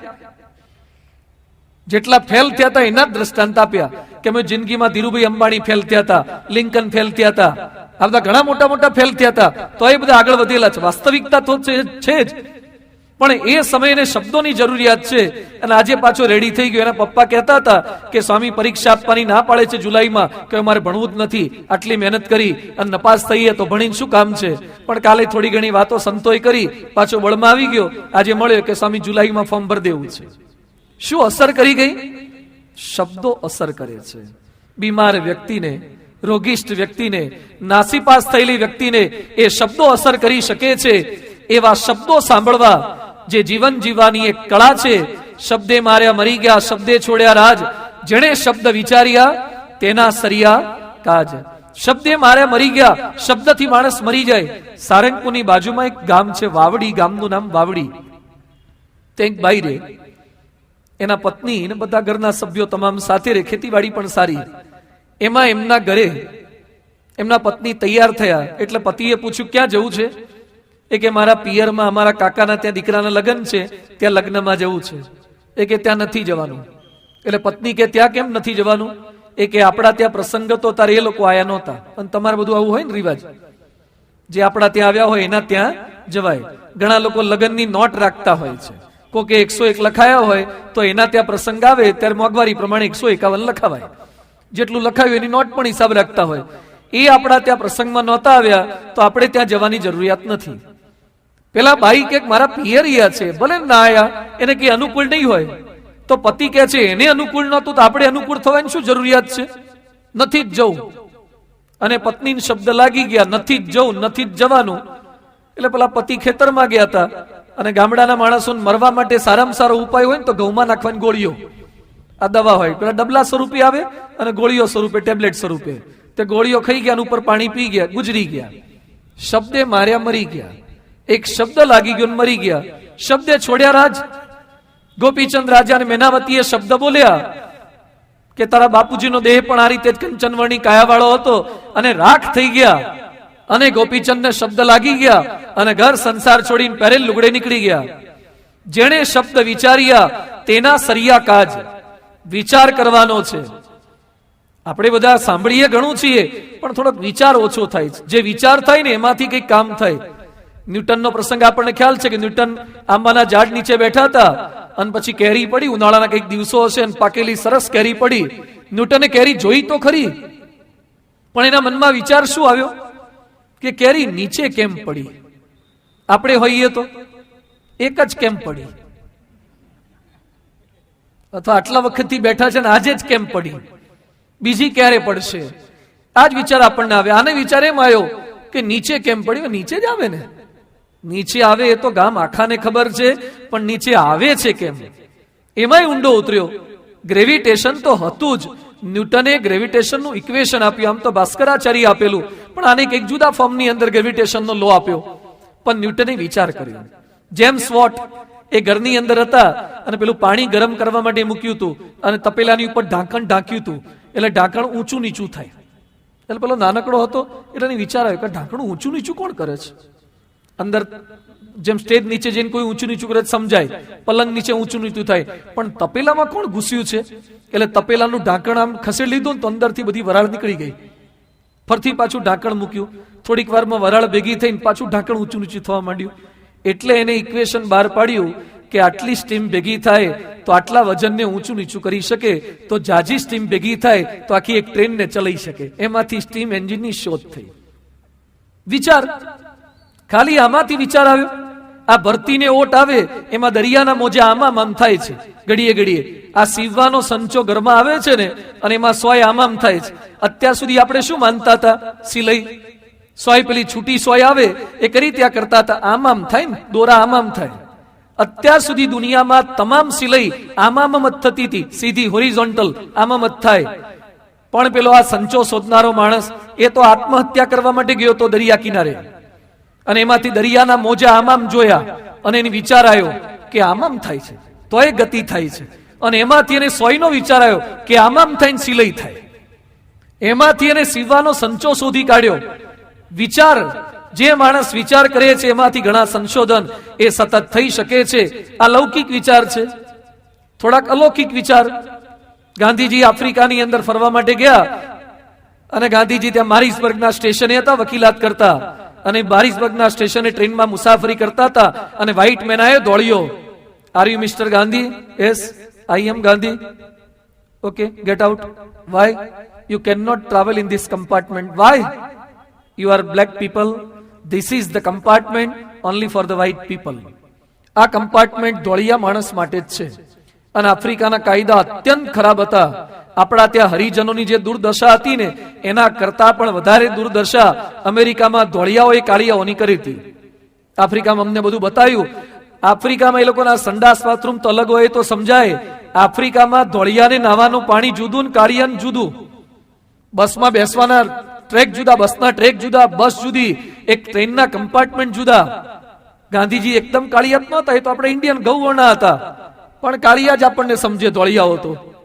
ગાંધીજીએ ના પાડી કે મારી પાસે ટિકિટ છે, I have the ticket, I will travel in this compartment, હું અહીંયા જ મુસાફરી કરીશ. અને પેલા એ ગાંધીનો સામાન ફેંક્યો, ગાંધીને ફેંક્યા. ગાંધીજી મારિસબર્ગના સ્ટેશન પર પડ્યા. ટ્રેન તો જતી રહી, પણ પડ્યા ગાંધીજીએ વિચાર કર્યો કે આજે હું આટલું ભણેલો, મારી પાસે ટિકિટ છે, તો આ ધોળિયાઓ મને હેરાન કરે છે, તો જે અશિક્ષિત અને જેની પાસે આવા કોઈ રાઈટ નથી એ કાળિયાઓને ગૌવર્ણી પ્રજાને તો આ લોકો કેટલા હેરાન કરતા હશે. આ ધોળિયાઓનું રાજ્ય ખતમ કરવું છે. આફ્રિકાના સ્ટેશન પર પડ્યા ગાંધીજીએ વિચાર કર્યો અને એમાંથી મહાત્મા ગાંધી જન્મ્યા. આફ્રિકા વાળા ઘણી વાર આપણને કહે છે કે તમે લોકો અમારા દેશમાં મોકલ્યા ને તાર તો મોહનલાલ કરમચંદ ગાંધી હતા, મહાત્મા કરીને તો અમે મોકલ્યા છે. મહાત્માનો વિચાર તો અમે આપ્યો. એમાં 3 દિવસની પારેડમાં આપણે ભેગા થવાના. તમે એન્ટર થયા હશો તાર મોહનલાલ કરમચંદ ગાંધી હશો, પાછા જાવ તાર મહાત્મા થઈને જવાનું છે. અંદર વિચાર પ્રગટ થાય. ભલે કઈ તાત્કાલિક ધોળિયા નીકળી ના જાય. ગાંધીજીએ સંકલ્પ કર્યો, એના પછી તો 30-40 વર્ષે ધોળિયા નીકળ્યા છે. એમ કઈ તરત નીકળ્યા નથી, પણ એના મનની અંદર એક બીજ રોપાઈ ગયું. વિચાર જાગૃત થયો કે કંઈક કરવું છે. નારદજીએ વાલિયાને બીજ રોપ્યું કે તું જેના માટે હિંસા કરે છે એ સગાવાલા તારા પાપમાં ભાગીદાર ખરા? અને વિચાર આવ્યો કે આટલી બધી હિંસા કરીએ છે, સગાવાલા તો કોઈ ભાગીદાર નથી, તો હિંસા કોના માટે કરવી? નારદના શબ્દો લાગી ગયા અને વાલિયામાંથી વાલ્મીકી. કોઈક તમને એમ કહે ને કે સંતોના સમાગમમાં રહેવાથી, સાધુ જોડે રહેવાથી, મંદિરમાં જવાથી, ભજનમાં જવાથી કાંઈ ફેરફાર ન થાય, એને ખાલી અમારું કોઈનું દ્રષ્ટાંત ના આપતા, મહેરબાની કરીને રામાયણના સર્જક વાલ્મીકીનું દ્રષ્ટાંત આપો. હિન્દુ સંસ્કૃતિનું આના કરતા મોટું કોઈ ટ્રાન્સફોર્મેશન હોય જ ના શકે. જે વાલીઓ લૂંટારો હોય, જે હત્યા કરતો હોય, જે લૂંટફાટ કરતો હોય, જેણે નારદજીને પણ પકડી લીધા હોય, એ વાલીઓ લૂંટફાટ કરનારો માણસ, મર્ડર કરનારો માણસ સુધરી શકે, પણ સુધરવાની કોઈ પણ લિમિટ હોય ને, હદ હોય ને, આટલી હદ સુધી સુધરાય. એ જ વાલીઓ ઋષિ બને, વાલ્મીકી બને અને રામાયણનું સર્જન કરે. 24,000-32,000 શ્લોકોનો આખો રામાયણ ધર્મગ્રંથ લખી નાખે. કઈ કક્ષાનું પરિવર્તન થઈ શકે છે? સંતનું સમાગમ આ કાર્ય કરી શકે છે, શબ્દો આ કામ કરી શકે છે. એટલે વિચારની પ્રક્રિયા ચાલુ રાખવી. જ્યારથી વિચારવાનું બંધ થઈ જાય ત્યારથી સમજવાનું કે આપણી વૃદ્ધાવસ્થા ચાલુ થઈ ગઈ છે. શું? જે માણસ વિચારવાનું ઓછું કરે ને, વૃદ્ધાવસ્થા ચાલુ થઈ ગઈ. વિચારવાની પ્રક્રિયા પણ માણસ 3 પ્રકારના વિચાર કરે છે. એક તામસિક વિચાર, બીજા રાજસિક વિચાર અને ત્રીજા સાત્વિક વિચાર. તામસિક વિચાર, તમોગુણી વિચાર, જેને એમ વિચાર આવે ને કે હાથમાં ખંજવાળ બહુ આવે છે, કેટલાય દાડાથી કોઈની જોડે ફાઇટિંગ થઈ નથી, ક્યાંય ઝઘડો થયો નથી, આને બતાઈ દેવું છે, આને પતાઈ દેવા છે, આને સંભળાઈ દેવું છે, આને બોટલમાં પૂરીને બૂચ મારવા છે, શેર બજારમાં સટ્ટા બજારમાં જંપલાવવું છે, આ જેટલા વિચારો આવે ને, કોણ બનેગા કરોડપતિ રાતોરાત થવાના, સમજવાનું કે આ બધા તામસિક વિચારો છે. બીજો વિચાર છે રાજસિક વિચાર, શરીરના વિચાર, સગવડના વિચાર, ગાડીના, નોકરીના, કપડાના, ઘરના, મોબાઈલના, આ જેટલા કે વિચારો વસાવાના, વસ્તુના, વ્યક્તિના, સગવડના વિચાર આવે એ રાજસિક વિચાર છે. અને ત્રીજો વિચાર છે સાત્વિક વિચાર. તમને કોઈને મદદરૂપ થવાના વિચાર આવે, ઘસાવવું જોઈએ, જતું કરવું જોઈએ, દરેકમાં ગુણ દેખાવા લાગે, સેવા કરવાના વિચાર આવે, તપ કરવાના વિચાર આવે, ભક્તિના વિચાર આવે, ત્યારે સમજવું કે આપણી અંદર સાત્વિક વિચારો ચાલુ થયેલા છે. પ્રત્યેક વ્યક્તિમાં ત્રણે ત્રણ વિચારો હોય. રાજસિક વિચારોથી ઉત્પત્તિ થાય, સાત્વિક વિચારોથી સ્થિતિ થાય અને તામસિક વિચારોથી પ્રલય થાય. રાજસિક વિચાર હોય તો જ સર્જન થાય, અને સાત્વિક હોય તો જ એ સ્થિર રહે, અને તામસિક વિચાર આવે તો જ પ્રલય થાય. આ ત્રણે ત્રણ વિચારોથી સૃષ્ટિ આખી ચાલ્યા કરે છે. આ પ્રવાહ માત્રની અંદર માણસ માત્ર વહે છે. એ બધા ભાવ મારી તમારી બધાની અંદર ત્રણે ત્રણ ફેઝ ચાલુ જ હોય ને, કેટલાક સિંગલ ફેઝમાં હોય, કેટલાક થ્રી ફેઝમાં હોય, મીટર હોય છે ને અમુકના, એમ દરેકની અંદર આ plus minus point, electron, proton, neutron, આ વીજભાર છે બધા. પ્રોટોન પોઝિટિવ છે, ઇલેક્ટ્રોન નેગેટિવ છે, ન્યુટ્રોન નોર્મલ છે, ન્યુટ્રલ છે, એમ દરેકની અંદર આ બધા સતત ગુણના ભાવ ચાલ્યા જ કરે છે. એ ગુણના ભાવ આવવાના તો ખરા, પણ એને કંટ્રોલ કરી શકે એના માટે જીવન જીવવાની કળા છે. આજે પારાયણનું શીર્ષક રાખ્યું છે ને, જીવન જીવવાની કળા. આજે દુનિયામાં કલાકારની કિંમત છે, કલાકારની વાહ વાહ થાય ને. હમણાં થોડાક સમય પહેલા ગોંડલમાં ઉત્સવ હતો, અને ગોંડલના શરદ પૂનમના ઉત્સવની અંદર પેલું તારક મહેતાની સિરિયલ આવે છે ને, કયા ચશ્મા? ઉલ્ટા ચશ્મા. એ ઉલ્ટા ચશ્મામાં પેલા જેઠાલાલ છે, દિલીપભાઈ, એ આપણા સત્સંગી છે. એ દિલીપભાઈ આવ્યા હતા ગોંડલની અંદર. તો જેવા દિલીપભાઈ આવ્યા, સરસ કથા ચાલતી હતી, સભા સરસ ચાલતી હતી, હજારો માણસો બેઠા હતા, અને તોય જેવા દિલીપભાઈ આવ્યા ને, છોકરાઓ મોટા બધા ઉભા થઈ ગયા, જેઠાલાલ, જેઠાલાલ, જેઠાલાલ. તો કથા બથાને કોઈ સાંભળે નહીં, બધા જેઠાલાલ પાસે જતા રહ્યા. બોલો, કલાકાર, કલાકારનો મહિમા છે બધાને. જેની પાસે કલા છે એ માણસને આકર્ષણ કરી શકે છે. જેની પાસે કલા છે એ ઓછી મહેનતે જાજુ કમાઈ શકે છે. ફિલ્મની કળા, હવે આમ તો પેલા ભવાઈયા કામ કરતા હતા ને, એ જ ફિલ્મના એક્ટરો કામ કરે છે. પેલા રોડ પર ને ગામમાં કામ કરતા હતા, પેલા લોકો મોટા પડદા ઉપર કામ કરે છે, પણ કમાય છે કેવું? ગઈ સાલનો આંકડો આજે જ મને આપ્યો એક ભાઈએ. અભિનેતા શાહરૂખ ખાન છે એ 2011 થી 2012 વર્ષની અંદર 202 કરોડ રૂપિયા કમાયો. એક વર્ષમાં 202 કરોડ રૂપિયા. આમાંથી જે ઇન્ડસ્ટ્રીયલિસ્ટ કોઈ હોય અને 202 કરોડ કમાય તો આંગળી ઊંચી કરો. 202 વાળા આપણી પારેણમાં આવે? આવે ખરા? 202 કરોડ એક વર્ષમાં કમાયો. અને સલમાન ખાને 144 કરોડ કમાયો. એક જ વર્ષમાં 144 કરોડ. એક્ટિંગની કળા છે એટલે માણસો કેવા રૂપિયા કમાય છે. ક્રિકેટની કળા, આજ સવારે જ અમે રેસકોર્સમાં પેલા નાગરિક બેંકનું ફંક્શન હતું, આ હરીશભાઈ બધા ત્યાં ગયા હતા, ક્રિકેટ બધાને રમાડતા હતા. એક ક્રિકેટની કળા આવે અને માણસો કેવા કેળવાય છે. સચિન ગયા એક વર્ષની અંદર 97 કરોડ રૂપિયા કમાયો. 97 કરોડ. આ તો ક્રિકેટના ઓફિશિયલ, એડવર્ટાઇઝમેન્ટના તો જુદા. એરટેલ વાળાએ 32 કરોડ આપ્યા હતા, એ તો બધા એક્સ્ટ્રા. ખાલી ક્રિકેટ, ધોકો લઈને જવાનું, બોલ પેલા લોકોનો, ટી શર્ટ ને બધું તો સહારા વાળાનું, અને પેપ્સી પીવે તો પેપ્સી વાળાની. ગાડી લેવા મૂકવા માટે આવે અને ખાલી ધોકો, ટીચર બોલ ને 2-5 વાર ઠોકે બહાર, અને એમાં હારો શું કમાય છે. ખરેખર આ બધું મૂકીને આ ક્રિકેટ બાજુ આવી જાઓ. આ ક્રિકેટની કળામાં જંપલાવા જેવું છે. એક વર્ષમાં આટલું કમાય છે. પણ ક્રિકેટની કળા એ કઈ નથી. આપણા ગુજરાતના માણસોને ક્રિકેટ ક્રિકેટ બહુ લાગે, એના કરતા બીજી ગેમમાં કેટલું કમાય. ગોલ્ફની રમત છે. ગોલ્ફ આપણા રાજકોટમાં લગભગ ગોલ્ફનું ગ્રાઉન્ડ નથી, પણ ગોલ્ફના વડોદરામાં બહુ મોટું, આ બાજુ લક્ષ્મી વિલાસ પેલેસની પાછળ બહુ મોટું મેદાન છે. આ ગોલ્ફની રમતનો સારામાં સારો વિશ્વનો ખેલાડી છે ટાઈગર વુડ્સ. એની ગયા વર્ષની ઇન્કમ હતી 575 કરોડ. એક વર્ષની 575 કરોડ. 10 સચિન આવી જાય એનામાં. હા, એટલો ટાઈગર વુડ્સ છે. 575 કરોડ કમાયો. એના કરતા બાસ્કેટબોલ છે, છોકરામાં પછાડતા પછાડતા પેલામાં નાખે ને, બાસ્કેટમાં બોલ નાખતો હોય, બાસ્કેટબોલનો સારામાં સારો પ્લેયર છે માઇકલ જોર્ડન. એ માઇકલ જોર્ડન ગયા એક વર્ષમાં 40 અબજ કમાયો. 40 અબજ, $800 મિલિયન.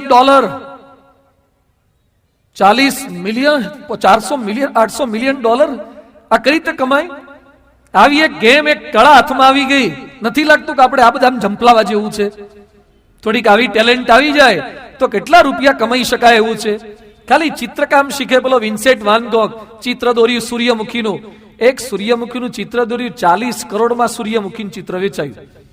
આપણે સૂર્યમુખી દોરીએ અને પછી રોડ પર લઈને ઉભા રહીએ, કેટલામાં જાય? નીચે લખવું પડે કે આ સૂરજમુખીનું ફૂલ છે. ચંદ્રમુખી જેવું લાગતું હોય, ખબર એ ના પડે સૂરજમુખી છે. આ 40 કરોડમાં એક સૂરજમુખીનું પિક્ચર, આ ફોટોગ્રાફ વેચાય. કળા, ચિત્રકળા. કેટલાક પેલા વાળંદની દુકાન વાળા હોય છે, અહીંયા કેટલાક વાળંદ ભાઈઓ બેઠા છે. બોલો, આપણે વાળંદના ત્યાં જઈએ, એના ત્યાં જે હોય છે ને એનું એ આપણા ઘેર લાવી શકીએ કે ન લાવી શકીએ?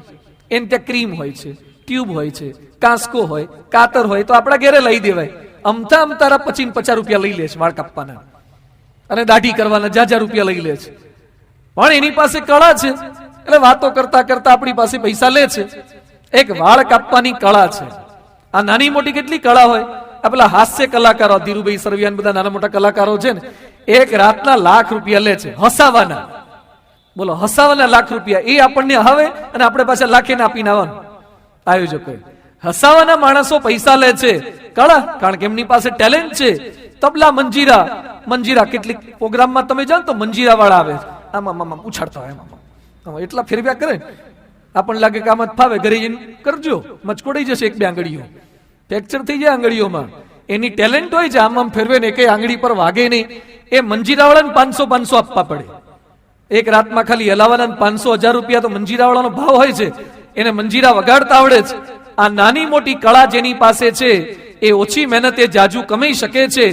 પણ આ બધી જ કળા પ્રાપ્ત થયા પછી સત્તા, સુંદરી, પ્રતિષ્ઠા, પદ બધું પ્રાપ્ત થાય છતાં અશાંતિ. અને એની વાત આજે જીવન જીવવા કળવી છે. હમણાં થોડાક દિવસ પહેલા ભારતના એક પ્રખ્યાત અભિનેતાને જેલમાં જવું પડ્યું. કોને ઓળખો છો ને બધા? છે ઘરમાં ફોટો એનો?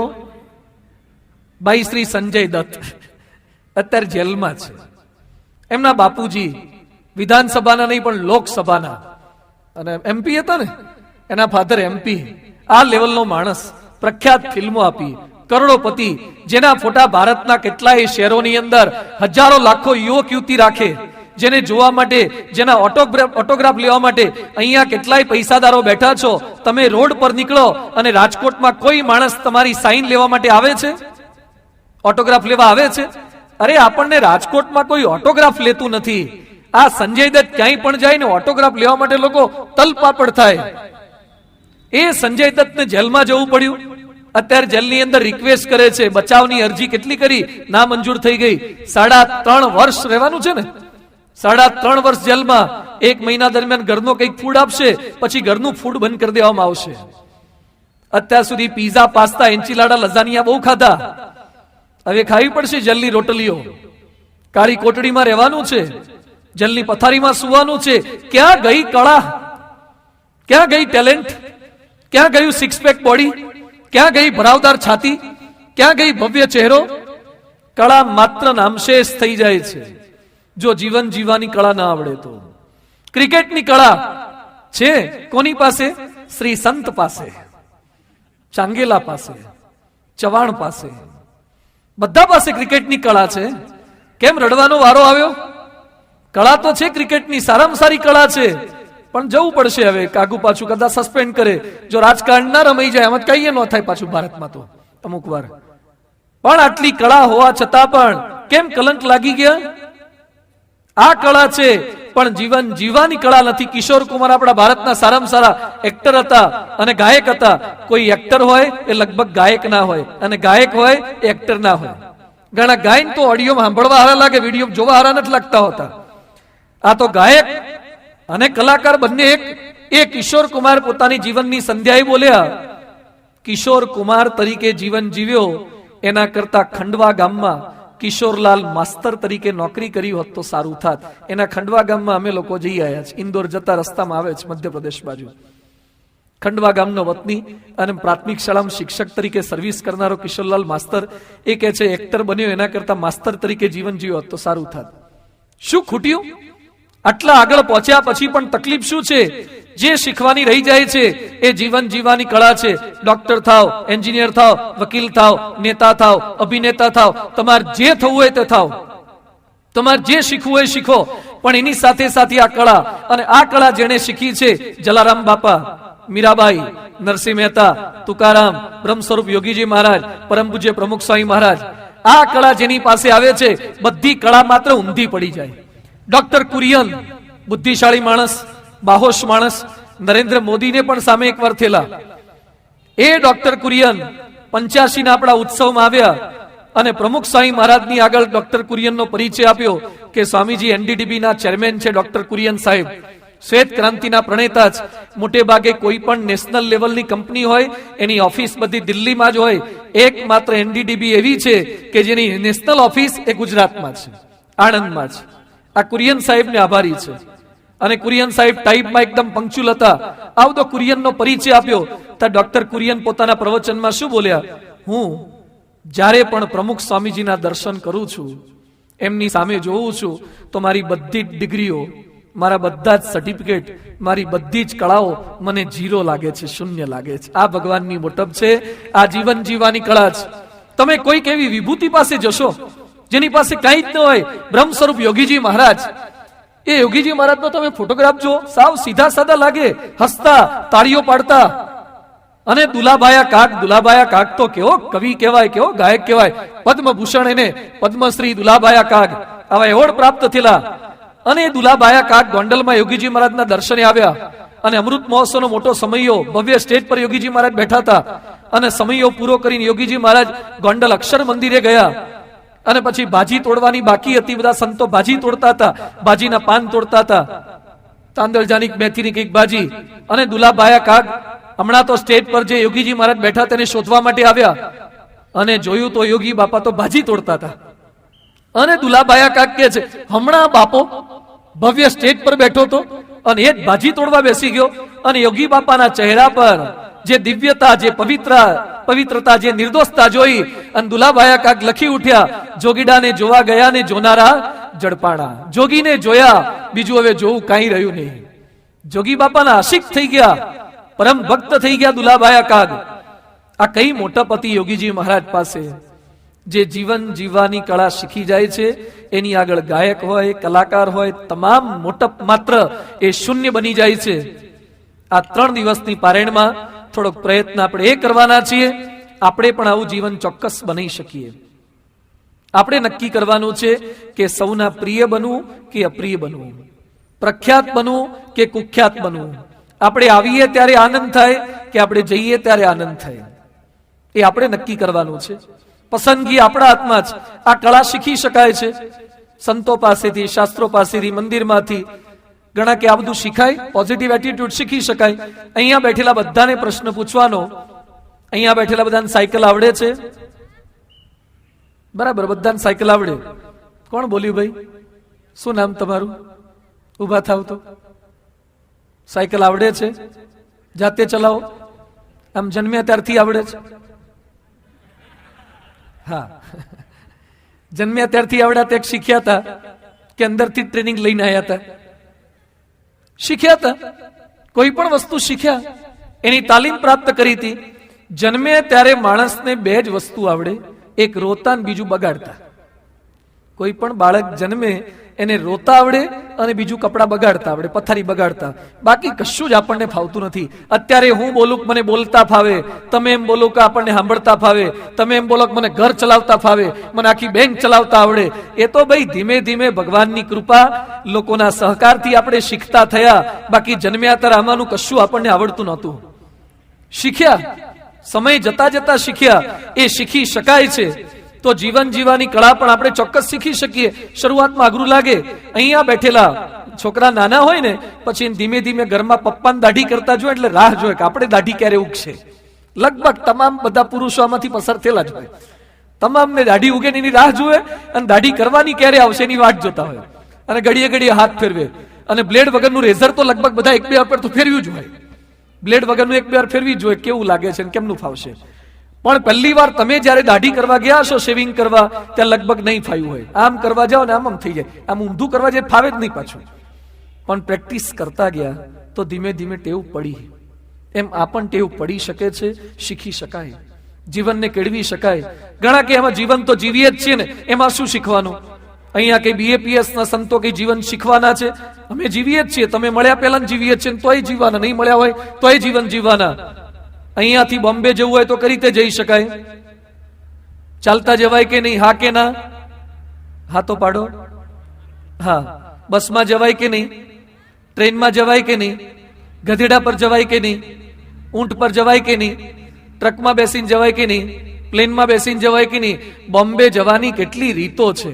ગબડ યાત્રા કરતા જવાય, દંડવત કરતા જવાય, પણ દરેકને પહોંચવાના ટાઈમ અલગ અલગ લાગે કે નહીં?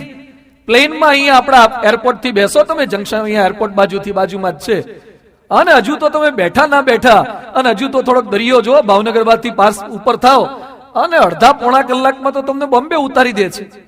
અને ટ્રેનમાં 8-10 કલાકે પહોંચાડે, અને બસમાં કેટલો ટ્રાફિક ને ધુમાડા ખાતા ખાતા. એમ જે જન્મે છે એ મરતા સુધી જીવવાના તો ખરા જ, પણ પ્લેનમાં બેઠા હોય એવું જીવન જીવવું છે કે ગધેડાની સવારી જેવું જીવન જીવવું છે? જીવન જીવવાની કળા આ છે, ફેરફાર આ છે, ચેન્જ આ રીતે કરી શકાય છે. તો સારી રીતે જીવન જીવતા શીખાય એની 3 કળા આ 3 દિવસ સુધી આપણે સમજવાના છે. આ ત્રિદિવસીય પારાયણ છે. એમાં આજના પહેલા દિવસની અંદર કુલ 3 દિવસમાં 3 કળા, 3 વસ્તુ, 3 મુદ્દા પર આપણે ફોકસ કરવાના છીએ. એક છે સ્વને વશ કરવાની કળા, એટલે કે આત્મસંવાદ. બીજું છે સ્વજનને વશ કરવાની કળા, એટલે કે પર આત્મસંવાદ. અને ત્રીજું છે ભગવાનને વશ કરવાની કળા, એટલે પરમાત્મા સંવાદ. આ 3 દિવસની પારાયણમાં 3 મુદ્દા પર વાતો આપણે કરવાના છીએ. એમાં જેમ ત્રિકોણમાં 3 એંગલ છે, 3 ખૂણા છે, એમાં ત્રિદિવસીય પારાયણની અંદર 3 વસ્તુ સમજવાનો પ્રયાસ કરીશું. સ્વને વશ કરવાની કળા, પોતાની જાતને વશ કરવાની કળા. એમાં આજનો પહેલો મુદ્દો છે પારાયણનો, જાતને વશ કરવી, મનને વશ કરવું, પોતાના જાત ઉપર કંટ્રોલ પ્રાપ્ત કરવો. ભગવાને આ સૃષ્ટિનું સર્જન કર્યું, એના માટે એક કથા એવી કથાકારો કહે છે કે ભગવાને આખી પૃથ્વી બનાવીને પછી પર્વત, નદી, ઝરણા બનાવ્યા.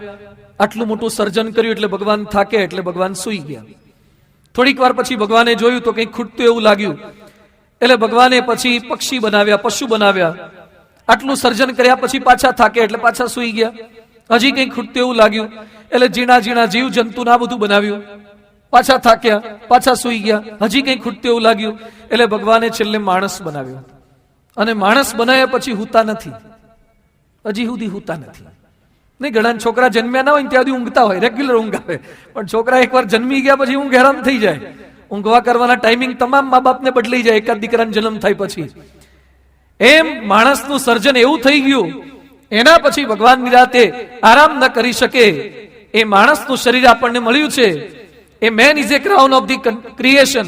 ભગવાનના જેટલા કઈ સર્જન છે એમાં શ્રેષ્ઠમાં શ્રેષ્ઠ સર્જન એ માણસ છે, અને અદ્ભુત માણસ છે. ખરેખર આપણે માણસ છીએ એટલે માણસના વખાણ કરીએ છીએ એવું નહીં.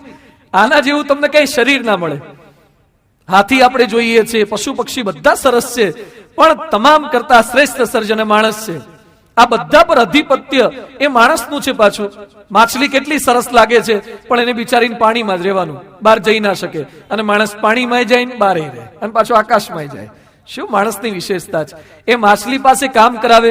અમેરિકામાં, સી વર્લ્ડમાં અને કેટલીક જગ્યાએ આફ્રિકામાં પણ છે. માછલી પર દાવ કરે છે માણસ. 2 માછલીઓને બાજુમાં રાખે અને આગળના ભાગની આગળ એક રબર જેવું ને દોરી જેવું ભરાવે છે. એ માણસ માછલી પર, ડોલ્ફિન પર, સીલ પર પગ મૂકે અને પછી ઘોડે સવારી કરતો હોય ને એમ માછલીઓને આમ કંટ્રોલમાં કરે. માછલી નીચે લઈ જાય, પાછી ઉપર લઈ જાય, હવામાં ગુલાટ મરાવે ને પાછો ગુલાટ મારે. માણસ આ કરી શકે. માછલી જે પાણી મારે અને માણસ એના પર પગ મૂકીને કરતબ કરી શકે. હાથી કેટલું ભારે પ્રાણી, આપણને ખાલી સૂંઢમાંથી ફૂંક મારે ને તો 5-10 ફૂટ દૂર જતા રહીએ. એની સૂંઢમાં પ્રેશર હોય છે આટલું. પણ એ હાથીને માણસ કંટ્રોલમાં કરે છે કે નહીં? પેલો મહાવત ઉપર બેઠો બેઠો અંકુશ આમ કરે અને હાથી એના કંટ્રોલમાં રહે. સાપ કેટલો ઝેરી છે, પણ એ જ સાપને આપણે પેલા પાંજરામાં કેવા પૂરતા થઈ ગયા. એ સાપ પાસે મદારી ખેલ કરી શકે છે. સિંહ કેટલો ખૂંખાર છે, ક્રૂર છે, પણ એ જ સિંહને સર્કસની અંદર કોણે નાખી દીધો? માણસે નાખી દીધો. શ્રેષ્ઠ શ્રેષ્ઠ શ્રેષ્ઠ માણસ માટે બીજો કોઈ શબ્દ ના વાપરી શકાય. વિશ્વની તમામ વસ્તુઓને, વ્યક્તિઓને અથવા જીવોને કંટ્રોલ કરી શકે એ માણસની તાકાત છે. આટલી શક્તિ, બુદ્ધિ અને ગજબના સંશોધનો કરે. ચંદ્ર પર જવાય. અત્યાર સુધી આપણે લોકો શું બોલતા ગામડામાં, ચાંદો દેખાય ને પૂનમનો ચાંદો, એટલે ગામડામાં એની મમ્મી કે દાદીમાં બતાવે કે જો કે બેટા ચાંદા મામા છે, સુરત દાદા ને ચાંદા મામા. એટલે સુરત દાદા છે, દાદા તપી જાય છે, મામા સ્નેહાળ છે. દાદા તો તપી જાય ને ક્યારેક, અને આ તો મામા પક્ષના છે, એટલે હેત જ કરે, વાત્સલ્ય વરસાવે, એટલે મામા જેવા લાગે, ચાંદા મામા છે. અને પછી આપણને ચાંદા સામે જોઈને બતાવે, જો કે ચાંદામાં જો એક ઝૂંપડી છે, ઝૂંપડીની બાજુમાં ડોશી છે, અને બાજુમાં એક બકરી બાંધી છે, આવું બતાવતા. અંદર પેલા ડાઘ દેખાય ને, એટલે એના આધારે ગામડામાં એમ કે જો ચાંદા મામા છે, અંદર ઝૂંપડી છે, ડોશી છે. આ બધી વાતો, અંદર ઝૂંપડી છે કે ડોશી છે. અને માણસે વિજ્ઞાન દ્વારા પ્રયત્ન કર્યો, ચંદ્ર પર પહોંચ્યો. કલ્પના તો કરો, ખાલી એક પતંગ દૂર મોકલવો હોય તો એ 1000 વાર કે 2000 વારની ફિરકી છોડી હોય ને, અને પછી અમુક દૂર જતો ને, ધારો કંટ્રોલમાં નથી રહેતો, પાછો લવાતો નથી પતંગ, વચ્ચે કોઈક ઝૂલ નાખી જાય, લંગરિયા નાખી જાય. એની વચ્ચે આટલે દૂર ગયા પછી કંટ્રોલમાં રાખવું અને ચંદ્ર પર પહોંચાડવું, શું માણસની શક્તિ છે! એક્ઝેક્ટ ઉપર પહોંચાડ્યા. આ માણસે સંશોધન કર્યા છે. કાળા માથાનો માનવી ધારે તે કરી શકે, પણ આટલું બધું કરનારો માણસ પણ દુખી કેમ? હત્યા કેમ? આત્મહત્યા કેમ? અહીંયા બેઠેલા તમામ માણસો છાપું લગભગ વાંચતા હશો, રોજ છાપું ખોલો અને એકાદ આત્મહત્યાના સમાચાર આવે છે કે નથી આવતા? હત્યાના સમાચાર આવે છે કે નથી આવતા? આ બધી હત્યા કરી કોણે? આત્મહત્યા કરી કોણે? કોઈ દિવસ છાપામાં તમે વાંચ્યું કે કૂતરાએ કૂતરીથી કંટાળીને કરેલી આત્મહત્યા, ગધેડાએ કરેલી આત્મહત્યા, અથવા બળદ થાકી ગયા ને કરેલું સુસાઇડ? કોઈ દિવસ નહીં. તમને એમ લાગે કે સ્વામી એ લોકોને વિચાર બહુ ના આવે એટલે હત્યા ન કરે. હવે જે કૂતરો આટલો સ્માર્ટ હોય, કૂતરાઓ શું સ્માર્ટ હોય, માણસ કરતા વધારે સ્માર્ટ હોય. ભૂકંપની ખબર તો આપણને ભૂકંપ આવ્યા પછી પડે, ઢોરને પહેલા પડી જાય છે. ભૂકંપ આવતા પહેલા ખબર પડી જાય. અને કૂતરો ક્યાં શું દાટ્યું છે બધું જ ગજબનું શોધી કાઢે છે. એ કૂતરાને ખબર નહીં પડતી કઈ રીતે મરી જવાય. કૂતરો પાણીમાં પડે ને હાથ પગ ન હલાવે તો મરી ન જાય? મરી જ જાય. પણ કોઈ દિવસ કૂતરાએ આજીમાં જંપલાયું અને કંટાળી ગયો, હવે લોકો કઈ રોટલી નાખતા જ નથી, મોંઘવારી વધી ગઈ છે, ખોરાક ખારો મળતો નથી, અને પૂરું થતું નથી, અને 2-3 છોકરા જન્મી ગયા છે, અને આપણી સેવા કરતા નથી, એટલે આત્મહત્યા કરીને મરી જઈએ. કોઈ દિવસ કૂતરાઓ આવા વિચાર કરતા નથી. આ બધા જ વિચાર માણસને આવે છે. હતાશ, નિરાશ, સતત ટેન્શન, ડિપ્રેશનની અંદર રહે છે. મરવાની કળાના પુસ્તકો છપાય. પરદેશમાં એક પુસ્તક છપાયું છે, હાઉ ટુ સુસાઇડ ઇઝીલી, સરળતાથી કઈ રીતે મરવું. કારણ કે ઘણા લોકોને મરતા ન ફાવે. મરવાનું પણ આ તો કળા છે, મરવાનું કઈ જેવા તેવાના ખેલ છે. ઘણા કોઈ રેલવેના પાટા પર જાય, જંકશન છે ને આપણે, ટ્રેનના પાટા પર જઈને હુઈ જાય, પણ ટ્રેનના ટાઈમ જોયા વગર ગયા, ટ્રેન ના એટલે 2 કલાક કંટાળીને પાછો બહારથી ભાજી પોખીને ઘેર જઈને હુઈ જાય. એટલે એમાં ટ્રેનના ટાઈમિંગ લખ્યા છે કે કઈ ટ્રેન સારી, વજનદાર ટ્રેન કઈ, અને કઈ ટ્રેન સિલેક્ટ કરવી. કેટલાક લોકો પંખાના પાંખીએ લટકે અને વજન જાજુ ને એમાં પાંખિયા વળી જાય અને પોતે બચી જાય. એટલે એમાં લખ્યું છે કેટલું વજન હોય તો કઈ કંપનીના પંખા સિલેક્ટ કરવા, કઈ કંપનીનું ઝેર સિલેક્ટ કરવું, કારણ કે ભેળસેળ વાળા ઝેર આવે છે, બચી જવાય તો. એટલે એમાં ઝેરની કંપની બતાવી છે. મોત, કારણ કે મરવું અઘરું છે. ઘણા લોકો છે ને મરવાના વિચાર તો ઘણા ના આવે. 1000 જણા મરવાનો વિચાર કરે ને તારે એકાદ જણો માંડ મરી શકતો હોય. ઘણા લોકો કુએ પડવા જાય ને અને પાળી પર ઉભા રહીને 10 મિનિટ સુધી જોયા કરે કે બહુ ઊંડું સારું કે એમ જોઈને ઘણા ઘેર આવી જતા હોય છે. હવે મરવાનું છે એમાં ઊંડું છીછરું શું જોવાનું હોય, પડી જ જવાનું હોય ને. પણ સહેલ વસ્તુ નથી. એટલે આમાં ઉપાય બતાવ્યા છે કઈ રીતે મરવું. હવે મહેસાણા પારણી કરવા ગયા હતા ને, એક ભાઈ મને આર્ટિકલ આપી ગયા હતા. અમેરિકાએ એક નવો જબ્બો બહાર પાડ્યો છે. તમે આમ પહેરો ને ઉનાળામાં, પહેલા પેલો હાફ સ્લીવ્સ નો સદરો કે સદરો કોટનનો, આમ તમે પહેરો ને થોડીક વારમાં મરી જાઓ, કોઈ તકલીફ નહીં, કોઈ મૂંઝવણની, ગુંગળામણની, બળતરાની, કશું જ નહીં. આવો સરસ સદરો છે. તમે કથામાં વાત કરીને એક ભાઈ સભા પછી મને પૂછવાયા, મને કે સ્વામી મળે ક્યાં? તમારે શું જરૂર છે? કે મારે નહીં, આ તો કોકને પહેરાવો હોય ને તો કામ લાગે. આ માણસને મરવાના વિચાર ને કોકને મારવાના વિચાર, આ જ વિચાર આયા કરતા હોય છે. બોલો, આટલી હાઈટ પર પહોંચ્યા પછી પણ આપણી વૃત્તિ સતત આમાં રહે છે, તો એના માટે શું રહી જાય છે? ખૂટે છે શું?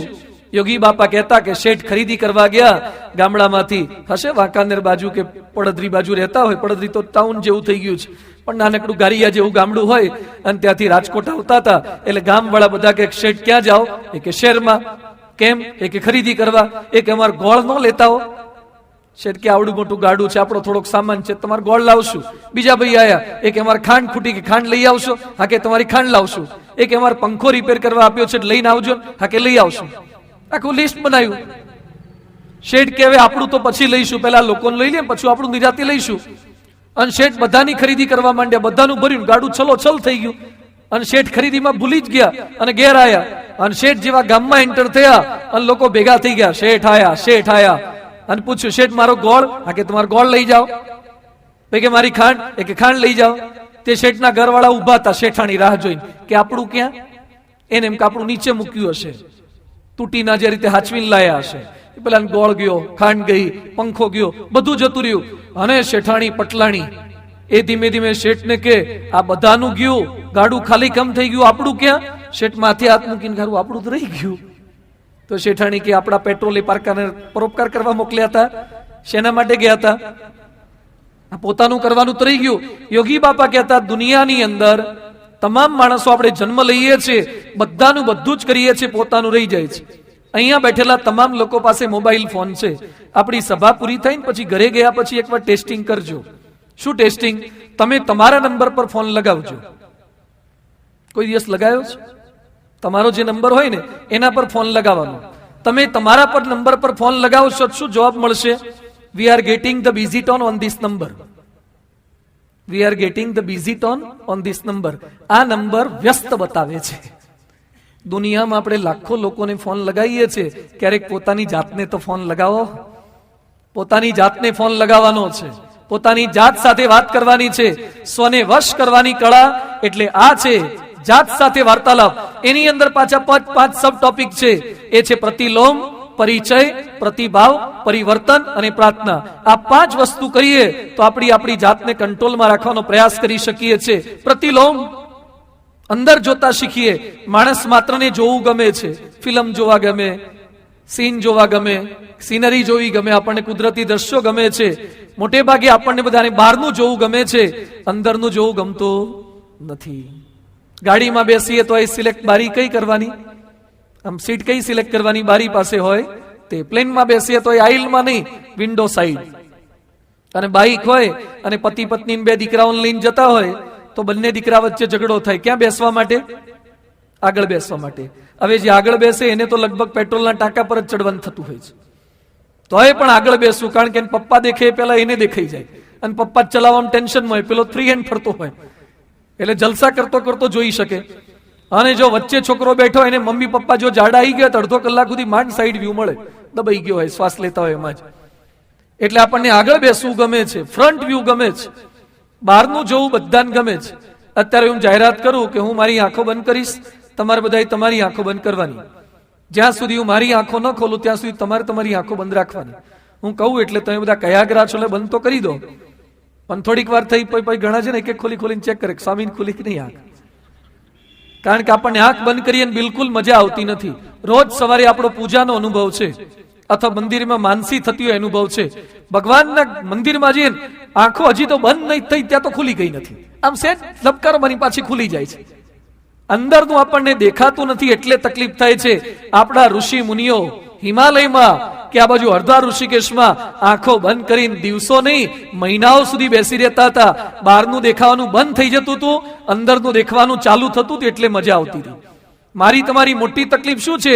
બહારનું બંધ થઈ જાય, અંદર તો અંધારા જ છે, એટલે મજા આવતી નથી. અંદરનું જોવું એનું નામ પ્રતિલોમ છે.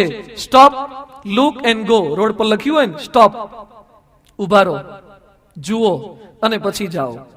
ગુણાતીતાનંદ સ્વામી કહેતા નિરંતર સર્વ ક્રિયામાં પાછું વાળીને જોવું, શું કરવા આવ્યો છું, શું થઈ રહ્યું છે. 2 વર્ષ પહેલા એક છોકરો, ઉનાળાના દિવસોમાં જ ત્યાં યુનિવર્સિટી રોડ પર સાધુ વાસવાણી રોડ પર પારાયણ ચાલુ હતી, ત્યાં મારી પાસે આવ્યો. એના મિત્ર લઈ આવ્યા, એ તો નહોતો આવતો. મને કે સ્વામી આ છોકરો આત્મહત્યાનો વિચાર કરે છે. એટલે મેં એને બોલાવ્યો, બધું કેમ આત્મહત્યા કરવી છે? એ કે સ્વામી મારા મિત્રે મારું બાઇક લઈ લીધું છે અને મારી સોનાની ચેન લઈ લીધી છે, અને ઘરે હવે કઈ રીતે કેવું કે મારું બાઇક લઈ લીધું, ચેન લઈ લીધી. તારું બાઇક લઈ લે, ચેન લઈ લે તો તારા પપ્પાને કહેવાનું જ હોય ને. એમાં તો ફરિયાદ કરવી જ જોઈએ, પોલીસ ફરિયાદ થાય, જેને બાઇક લઈ લીધું, ચેન લઈ લીધી. એ કે પણ સ્વામી ફરિયાદ થાય એવી નથી. બીજું કેમ? એ કે મારે આપવાના બાકી હતા ને એટલે લઈ લીધું છે. તારે આપવાના બાકી હતા આટલા બધા બાઈક ના આપવાના બાકી હતા, સોનાની ચેન 1.25 તોલાની આપવી પડે એટલા બાકી હતા. તું શું કર્યું તે? એ કે સ્વામી પેલો સટ્ટો રમ્યો ને એમાં હારી ગયો તો હું, ક્રિકેટનો સટ્ટો રમ્યો એમાં હારી ગયો, એના આપવાના થતા હતા એટલે બાઈક લઈ લીધું ને ચેન લઈ લીધી. તું સટ્ટો કેમ રમ્યો તું? એ કે સ્વામી ખોટી સોબતે જડ્યું. ક્યાં ભણે છે? આપણી અહીંયા મારવાડી કોલેજ છે ને એમાં અભ્યાસ કરતો હતો, મિકેનિકલ એન્જિનિયરિંગમાં. એના બાપુજીએ 3.5 લાખ રૂપિયાનું ડોનેશન આપી અને મેનેજમેન્ટ કોટામાં મિકેનિકલમાં એડમિશન લીધું હતું 2 વર્ષ પહેલા. ડિટેન થયો પહેલા જ વર્ષમાં, 2 વર્ષ પહેલા. એટલે બધું કેમ ડિટેન થયો? એ કે આ બધી લતે ચડી ગયો. પછી એની પ્રેઝન્સ જોઈ, પ્રેઝન્સ નીલ, કશું ગયો જ નથી. બધું ક્યાં જતો હતો? એ કે સાયબર કાફેમાં. આટલી સારી કોલેજમાં એડમિશન મળ્યા પછી પણ એ સાયબર કાફેમાં જઈ અને બોગસ સાઇટ જોઈ અને ક્રિકેટનો સટ્ટો રમ્યો. એટલે આપણને કહે છે રોજ પ્રતિલોમ કરજો, શું કરવા આવ્યા છીએ અને શું કરી રહ્યા છીએ. એ વિદ્યાર્થીએ પ્રતિલોમ કરવાનું છે, દરેક વ્યક્તિએ પ્રતિલોમ કરવાનું છે. જાપાનમાં પ્રત્યેક સેલ્સમેનને શીખવાડવામાં આવે છે whatever wrong is wrong within me. તમારી દુકાનમાં કોઈ પણ ગ્રાહક ખરીદી કર્યા વગર બહાર નીકળે ત્યારે ગ્રાહકનો વાંક નથી, સેલ્સમેનનો કંઈક વાંક છે. તમે એને કન્વિન્સ નથી કરી શક્યા. સેલ્સમેન એને કહેવાય જે ટાલિયાને પણ કાંસકો વેચી આવે. હવે ટાલિયાને કાંસકાની ક્યાં જરૂર છે, પણ કોકના માટે કાંસકો લઈ જાય એવો સેલ્સમેન કહેવાય, એને આપી શકે. એમ જાપાનમાં સેલ્સમેનને કહે છે whatever wrong is wrong within me. આપણી અંદર કંઈક ભૂલ છે, આ સ્વીકાર કરવું તો જીવન જીવવાની કળા કહેવાય. આપણને પ્રશંસા કોઈક કરે તો ગમે. અમારે એક સુભાષિતમાં આવતું, ઉષ્ટ્રાણામ લગ્ન વેલાયામ ગર્દબાહ શાંતિ પાઠકાહ. ઊંટના લગ્ન હતા એકવાર, સીઝન ચાલે છે ને લગ્નની, એટલે ઊંટે વિચાર કર્યો માણસો લગ્ન કરે તો આપણે ગોઠવીએ કંઈક, એટલે ઊંટના લગ્ન ગોઠવ્યા. હવે વિધિ કરાવવા કોઈક તો જોઈએ, એટલે ઊંટ કે આપણું ભારતનું ઊંટ, હિન્દુ ઊંટ, એટલે વિધિ વિધાનમાં તે પણ માને ખરું જ. એટલે ઊંટે ગધેડાને બોલાયા વિધિ વિધાન કરવા માટે, શાંતિ પાઠ માટે. એટલે ઊંટના લગ્ન હતા અને વિધિ કરાવનારા ગધેડા હતા. એટલે લગ્નની અંદર ગધેડું વિધિ કરાવતું હતું, વિધિ કરાવતા કરાવતા પરસ્પરમ પ્રશંસંતી અહો રૂપમ અહો ધની. એટલે ગધેડાએ ઊંટ સામે જોઈને, વરરાજા ઊંટ હતા, એટલે ગધેડું ઊંટને શું કહે છે કે વાહ વાહ, તમારું જેવું રૂપ તો સચિન નહીં નથી, સલમાન નહીં નથી, તમે તો બહુ રૂપાળા છો, અહો રૂપમ અહો રૂપમ. એટલે ઊંટ વરરાજા બન્યો તે ગધેડાને શું કે વાહ, કે તમારા જેવો અવાજ તો કોઈનો નથી, તમારો ફર્સ્ટ ક્લાસ અવાજ છે, કે કુમાર શાનુ જેવો અવાજ છે તમારો તો, કે અને કિશોર કુમાર જેવો અવાજ છે, તમારો જેવો અવાજ તો કોઈનો સાંભળ્યો નથી. પરસ્પરમ પ્રશંસંતી અહો રૂપમ અહો ધ્વનિ. આ દુનિયામાં છે ને લગભગ ઉષ્ટ્રામ લગ્ન વેલા એમ જેવું જ હોય છે. બધા એકબીજાને વખાણ જ કર્યા કરતા હોય. જે સાચી વાત તો કોઈને કઈ કહી શકતા નથી. સાચી વાતનો સ્વીકાર કરવો એ માણસ આગળ વધે છે.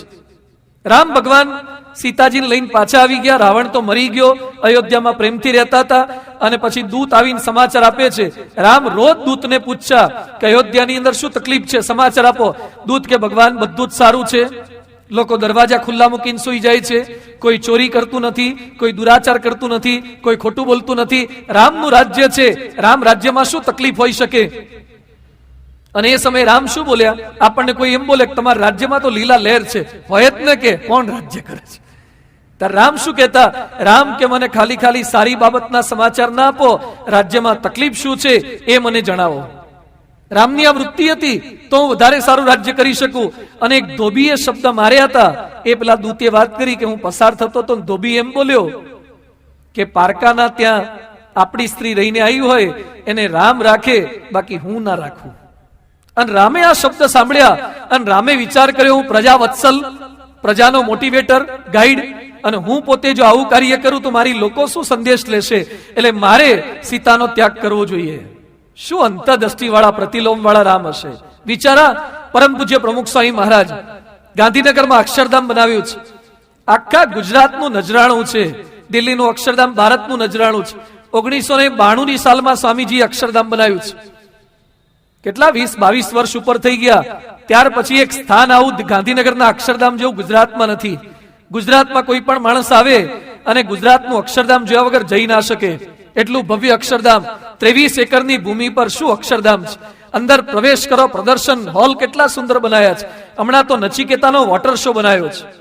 આખા ભારતમાં એકમાત્ર સ્થળે વોટર શો છે, વિશ્વમાં ખાલી 4 સ્થળે છે. એ વોટર શો નું સર્જન અક્ષરધામની અંદર છે. એ અક્ષરધામ જોવા માટે લોકો દેશ વિદેશથી આવે. અને જ્યારે અક્ષરધામનું ઉદ્ઘાટન હતું અને એક વૃદ્ધ ઉંમરના દાદા ત્યાં અક્ષરધામના ઉદ્ઘાટન પછી દર્શનની લાઈનમાં ઉભા હતા અને કલાકો સુધી ઉભા રહ્યા તો એ નંબર નહોતો લાગતો. એટલે આપણા કોઈ કાર્યકર્તાએ વાત કરી કે દાદા અત્યારે ધક્કા શું ખાવ છો, પછી આવજો, અક્ષરધામ તો પરમેનન્ટ છે. તારે પેલા કાકા શું બોલ્યા, દીકરા અક્ષરધામ પરમેનન્ટ છે, પણ હું ક્યાં પરમેનન્ટ છું? હું મરી જઉં તો અક્ષરધામ મારે જોઈ લેવું છે. આ પ્રમુખ સ્વામી મહારાજે અક્ષરધામ બનાવ્યું છે. એ અક્ષરધામના ઉદ્ઘાટન પછી સ્વામીજી અક્ષરધામે મુલાકાત માટે આવ્યા અને સંતો કાર્યકર્તાઓ રિપોર્ટિંગ કરતા હતા કે સ્વામી વડાપ્રધાન આવી ગયા, મુખ્યમંત્રી આવી ગયા, કલેક્ટરો કમિશનરો આવ્યા અને બધાએ અક્ષરધામની વાતો કરી. આ બધું સાંભળ્યા પછી પ્રમુખ સ્વામીજી એક વાક્ય સરસ બોલ્યા, સ્વામી કે જેટલા કઈ લોકો આયા એ બધા વખાણ કરતા હતા કે કોઈ ટીકા કરતું તો ખરું? સામેથી પૂછવાનું. એટલે સંતો અને કાર્યકર્તા શું બોલ્યા, સ્વામી આટલું સારું છે તો બધા પ્રશંસા જ કરે. સ્વામી કેના કોઈએ સૂચન કર્યું તો ખરું? હા કે એકાદ બે નાના સૂચન છે. પછી પ્રમુખ સ્વામી મહારાજ એક વાક્ય સરસ બોલ્યા, સ્વામી કે જેટલા પ્રશંસાના કાગળ આવ્યા હોય એ બધા જ ફાડીને ફેંકી દેજો. જેણે નાનું એવું સૂચન કર્યું હોય કે આટલો સુધારો કરજો એને ઓશિકા નીચે મૂકી રાખજો અને રોજ જાગી જાગીને જોજો તો આપણું અક્ષરધામ આના કરતા વધારે સારું આપણે બનાવી શકશું. પ્રતિલોમ. એટલે ગાંધીનગરના અક્ષરધામ કરતા દિલ્હીનું અક્ષરધામ વધારે સારું બન્યું અને આવનારા વર્ષોની અંદર દિલ્હીના અક્ષરધામ કરતા અમેરિકાનું અક્ષરધામ વધારે સારું બનાવવાના છે. પ્રતિલોમ થાય, સતત સ્વીકાર કરવાની વૃત્તિ આપણી અંદર પણ આ પ્રતિલોમ કરવાની વૃત્તિ જાગૃત થાય. અંતરદ્રષ્ટિ રોજ જોવાનું, આટલી મહેનત કોના માટે છે? અહીંયા બેઠેલા બધાને એક પ્રશ્ન પૂછવાનો, આપણે અહીંયા કથામાં આવ્યા પહેલા ક્યાં હતા? કથામાં આવ્યા પહેલા બધા ક્યાં હતા? ઘરે. કેટલાક ઓફિસ થી સીધા તો બહુ ઓછા આવ્યા હશે, લગભગ ઘરે હતા. હવે બીજો પ્રશ્ન, ઘરે આવ્યા પહેલા ક્યાં હતા? ઓફિસે. ઓફિસ ગયા પહેલા ક્યાં હતા? ઘરે હતા. ત્રીજો પ્રશ્ન, રાજકોટમાં આવ્યા પહેલા ક્યાં હતા? ગામડે રહેતા હતા. કદાચ ગામડે આવ્યા પહેલા ક્યાં હતા? જન્મ્યા પહેલા ક્યાં હતા? એક્સ્ટ્રીમ પ્રશ્ન. ખરેખર આપણને હલાઈ નાખે એવો પ્રશ્ન છે. ઘણા કે મને બધું ખબર પડે, તો આ પ્રશ્નનો જવાબ આપો. તમે જન્મ્યા એ પહેલા ક્યાં હતા એ લોકેશન સાથે કહો. કહી શકે કોઈ અહીંયા બેઠેલામાંથી? અહીંયા પૃથ્વી પર આપણે જન્મ્યા એ પહેલા ક્યાં હતા? અને બીજો પ્રશ્ન, મર્યા પછી આપણે ક્યાં જવાના એ જે કહી શકવાના એ ગૂગલ પર સર્ચ કરીને બોલો. ગૂગલ પર નાખો કે મર્યા પછી હું ક્યાં જવાનું. અરે ગૂગલ વાળો હોઈ જાય, ગૂગલમાં જવાબ મળતા હશે. મર્યા જન્મ્યા પહેલા ક્યાં હતા, મર્યા પછી ક્યાં જવાના. આ પ્રતિલોમ. હું શેને લીધે દુખી થઉં છું? રોજ પ્રતિલોમ કરવો. કોઈક મને દુખી કરી જાય છે. કેટલાક લોકો ગાલ પર ફોડલી થાય ને ખીલ થાય, એ યુવાન અવસ્થા વાળાને કોઈ છોકરા છોકરીને ગમે નહીં, મોટા નહીં નથી ગમતા, ગાલ પર તો ખીલ થાય. એટલે તાત્કાલિક ડોક્ટર પાસે જાય અને ડોક્ટરને કહે સાહેબ ફોડલી કેમ નીકળી? એટલે વૈદ હોય ને ડોક્ટર આપણને કહે તમારું ઓઇલી સ્કિન બહુ છે, એટલે તેલ વાળું તળેલું ખાવાનું ઓછું કરો. એક ફોડલી નીકળે અને તરત આપણે પ્રતિલોમ કરીએ છીએ, વિચાર કરીએ છીએ કે શરીર પર એક ખીલ ના થવો જોઈએ. શરીર પર ડાઘ પડે તો પ્રતિલોમ થાય છે, જીવનમાં ડાઘ પડે તો પ્રતિલોમ કરવું, એનું નામ જીવન જીવવાની કળા છે. સહેજ વિચાર, કેટલાક લોકોને હાડકા છે ને બરડ થઈ ગયા હોય છે, એને અમારો રોગ કે છે ઓસ્ટિયોપોરોસિસ. હાડકા બરડ, કેલ્શિયમની ખામી, એટલે તરત ફ્રેક્ચર થઈ જાય. સહેજ અડ્યા નથી, સામાન્ય માણસને ના થાય, પણ જેને રોગની ખામી હોય, ત્રુટી હોય, એને લીધે આ ઓસ્ટિયોને લીધે હાડકા બરડ થઈ જાય. થોડીક વારમાં આવું થઈ જાય. એમ કેટલાક લોકોને મનનું ઓસ્ટિયોપોરોસિસ હોય, સહેજ બોલ્યા નથી, તૂટી ગયા નથી. પ્રતિલોમ કરવું, અંતરદ્રષ્ટિ કરવી, તો જીવન જીવવાની કળાની અંદર સ્વને વશ કરવાની કળામાં રોજ વિચાર કરવો. તો પહેલો મુદ્દો આ છે, રોજ વિચાર કરીએ હું જન્મ્યા પહેલા ક્યાં હતો, મર્યા પછી ક્યાં જવાનો. જેના માટે ભગવાને પૃથ્વી પર મોકલ્યા છે એ થાય છે કે નહીં? અહીંયા કેટલાક પેલા ભાઈ અગરબત્તીના ધંધા વાળા છે, અગરબત્તી પેલું દુકાન ચલાવે છે. કેટલાક ડાયમંડ વાળા હશે, કેટલાક નાગરિક બેંક ચલાવતા હશે, કેટલાક હીરાની ગંટી ચલાવતા હશે, કેટલાક ટ્યુશન ક્લાસીસ ચલાવતા હશે. આ બધું તો આપણે પેટ માટે કરીએ છીએ. બાકી પૃથ્વી પર આપણને મોકલે એ શેના માટે મોકલ્યા છે? શેના માટે આવ્યા? રોજ આ વિચાર થાય, એનું નામ પ્રતિલોમ છે. બીજો મુદ્દો છે પરિચય. પરિચય કેળવવો. અહીંયા પૂછીએ કે આપણો પરિચય શું? કેટલાક કાર્ડ કાઢે, આ મારો પરિચય છે. ઘણા આપણને કાર્ડ આપે, સ્વામી રાખજો ને કામ લાગશે આપણું કાર્ડ. ઘણા એનો ફોન નંબર આપે ને પછી શું કે સ્વામી સેવ કરી રાખજો કામ લાગશે. એને આપણે સેવ કરવાના. એ કે સ્વામી સેવ કરી રાખજો મારો નંબર, ક્યારેક કામ લાગશે. આપણે કાર્ડ રાખીએ છીએ. કેટલાક લોકો બાયોડેટા બનાવે, રિઝ્યુમ બનાવે, બાયોડેટા અંદર લખ્યું હોય નામ, birth of date, date of birth ને આ બધું, પછી મોસાળનું જન્મસ્થળ, પોતાનું ગામ, બાપુજીનું નામ, હાઈટ, વેઇટ, હોબી, સ્કિન કેવી છે, પછી મને ગમે છે શું, આ બધું લખે. આ કયો પરિચય છે? આ પરિચય તો છે, પણ શેનો? આ બાહ્ય પરિચય છે. એના કરતા આગળનો પરિચય આપો તો. એના કરતા આગળનો શું પરિચય?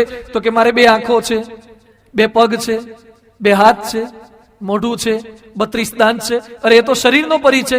હજી વધારે પરિચય આપો તો કે અંદર મગજ છે, કિડની છે, ફેફસા છે, હૃદય છે. એ તો અંદરનો પરિચય. એના કરતા વધારે પરિચય આપો તો કે મારી અંદર માન છે, મારી અંદર ક્રોધ છે, ઈર્ષ્યા છે. એ તો અંતરનો પરિચય. હજુ વધારે પરિચય આપો તો. હજુ વધારે પરિચય છે એ આપણો પોતાનો પરિચય છે. માયાની પણ અંદર જે ભાગ છે એ આત્મા છે. આ જે વિચાર આવે એ આત્મ પરિચય છે. રામકૃષ્ણ પરમહંસ પાસે એક ભાઈ આવ્યા અને રામકૃષ્ણ પરમહંસને કહે છે કે મેં સાંભળ્યું છે કે માતાજી તમને દર્શન આપે છે. હા, કે આપે ને? તો કે મારા ત્યાં મોકલજો ને. તો પરમહંસદેવ કે તમારે ત્યાં મોકલું, પણ તમારું એડ્રેસ તો આપતા જાઓ. તો કે રાખો આ. તો રામકૃષ્ણ પરમહંસ કે આ તો તમારું ઘરનું ઓફિસનું છે. તો કે બીજું આપો ને. એટલે પેલા ભાઈએ ઘરનું આપ્યું. એ કે નહીં, તમારું સરનામું આપો. એ કે ઘરનું નહીં, ઓફિસનું નહીં, તો મારું સરનામું કયું? પછી રામકૃષ્ણ પરમહંસ શું બોલ્યા, જેની મૂર્તિ અહીંયા પધરાઈ, રામકૃષ્ણ આશ્રમ છે. એ રામકૃષ્ણ પરમહંસ પેલા મુમુક્ષુને કહે છે કે જે દિવસે તમને તમારું સરનામું ખબર પડી જશે એ દિવસે ભગવાનને આમંત્રણ આપવા નહીં આવવું પડે, એની જાતિ આવી જશે. આપણું સરનામું કોહમ, કામે જાતિ. હું કોણ છું? શંકરાચાર્ય કહે છે હું કોણ છું? હું છું અજન્મ અવિનાશી આપ. તો ક્યાંથી માતા, વળી ક્યાંથી બાપ? આ જે નીલકંઠવણી લોજમાં પ્રવેશ કરતા જ વાત કરી. આ દેહ આપણને દેખાય છે, અંદર આત્મા રહેલો જ. બાજન રાજા 13 તુંબાજીનું લશ્કર હતું, લઈને આગળ જતા હતા અને રસ્તાની અંદર સૈન્ય આખું રોકાઈ ગયું. બાજન રાજા કહે છે કેમ અટકી ગયા? તપાસ કરાવો. એટલે સેનાપતિ આગળ ગયા, પાછા આવ્યા અને પછી કે જહાંપના ઊંટ મર ગયા હે. એને કોઈ દિવસ મરી ગયા જોયેલું જ નહીં. એટલે બાજન રાજા પોતાની સવારી પરથી નીચે ઉતરીને આગળ આવ્યા અને ઊંટ જોયું. ઊંટ આડું પડી ગયેલું ઊભામાંથી. એટલે ઊંટની આજુબાજુ ફર્યા અને પછી રાજા કહે છે इसके पैर सलामत है, इसका मुख सलामत है, इसकी पूंछ सलामत है, इसमें से मर क्या गया? આમાંથી મરી કોણ ગયું? મરી શું ગયું? અને એ સમયનો સેવક કહે છે इसमें से रूह निकल गई, આત્મા નીકળી ગયો. આત્મા જતો રહેશે, શરીરની કોઈ જ કિંમત નથી. અત્યાર સુધી કેટલાય સારા ચહેરાવાળા હીરો હિરોઈન થઈ ગયા, કોઈના શરીરને સાચવી રાખ્યું છે? આપણા ઘરમાં કોઈ માણસ મરી જાય પછી કેટલા દિવસ રાખીએ છીએ? બહુ સગાવાલા દૂર રહેતા હોય ને તો વહેલા પધરાઈ દઈએ છે કે એને આવન વાલ લાગશે, એને રામનાથપુરમ લઈ જ જાઓ. ગમે તેટલા વાલા લાગતા હોય, કોઈ કોઈને સાચવી રાખતા નથી. આત્મા છે એટલે એની કિંમત છે. તો આપણો પરિચય આ છે, બ્રહ્મભૂત પ્રસન્ન આત્મા. આપણે આત્મા છીએ. આ પરિચય આપણને પ્રાપ્ત થઈ જાય. પરમ પૂજ્ય પ્રમુખ સ્વામી મહારાજ કહે છે આપણી જાતને આત્મા માનવી. કોઈક આપણને ગધેડા કહેતો લાગી આવે છે, કોઈ કૂતરા કે ને આપણને કે તમે કૂતરા જેવા છો, તો ઝઘડા થઈ જાય. કૂતરા જેવા કહેતો. એકવાર એક ભાઈને ના પત્નીએ ગેંડા જેવા કીધા કે તમે ગેંડા જેવા છો, તો કશું બોલ્યા જ નહીં. અને પછી એકવાર જંગલમાં ફરવા ગયા આફ્રિકાના, અને પછી એમાં એમને ગેંડો જોયો અને પછી પત્ની જોડે ઝઘડો કર્યો. કારણ કે અત્યાર સુધી ખબર જ નહોતી ગેંડો આવો હોય. ગેંડો જોયા પછી લાગ્યો કે મને આવો કીધો, ગેંડા જેવો કીધો. એમ ઘણા કૂતરા જેવા કે ગધેડા જેવા કે લાગી આવે. પ્રમુખ સ્વામી મહારાજ સરસ કહે છે કે કોઈક આપણને કૂતરા જેવા કહે ને તો 2 મિનિટ માટે પાછળ ફરીને જોવાનું કે આપણે પૂંછડું છે નથી તો નહીં માનવાનું. પણ આપણને ઊંડે ઊંડે શંકા હોય છે કે હોય તો હોય. એટલે આપણને મનાઈ જાય છે. ભાઈ મેહુલ, હું તને એમ કહું કે તું ભારતનો ક્રિકેટ ટીમનો કેપ્ટન છે, મનાય? તને રણજીમાં કોઈ લેતું નથી અને ઇન્ડિયાના IPL ના કેપ્ટન કેમનું મનાય? તમને હું ભાઈ કહું નીતિનભાઈ કે તમે આમ ઇન્ડિયાના પેલા ફિલ્મ સ્ટાર છો, તમને રાજકોટના નાટકમાં કોઈ લે નહીં તો કેમનું મનાય? આ બધામાં બોલો તમને એક્ટર કહું, ક્રિકેટર ના મનાય. પણ એમ કહું કે તમે ગધેડા જેવા છો, તરત મની જાય. સ્વામી મને ગધેડું કીધું.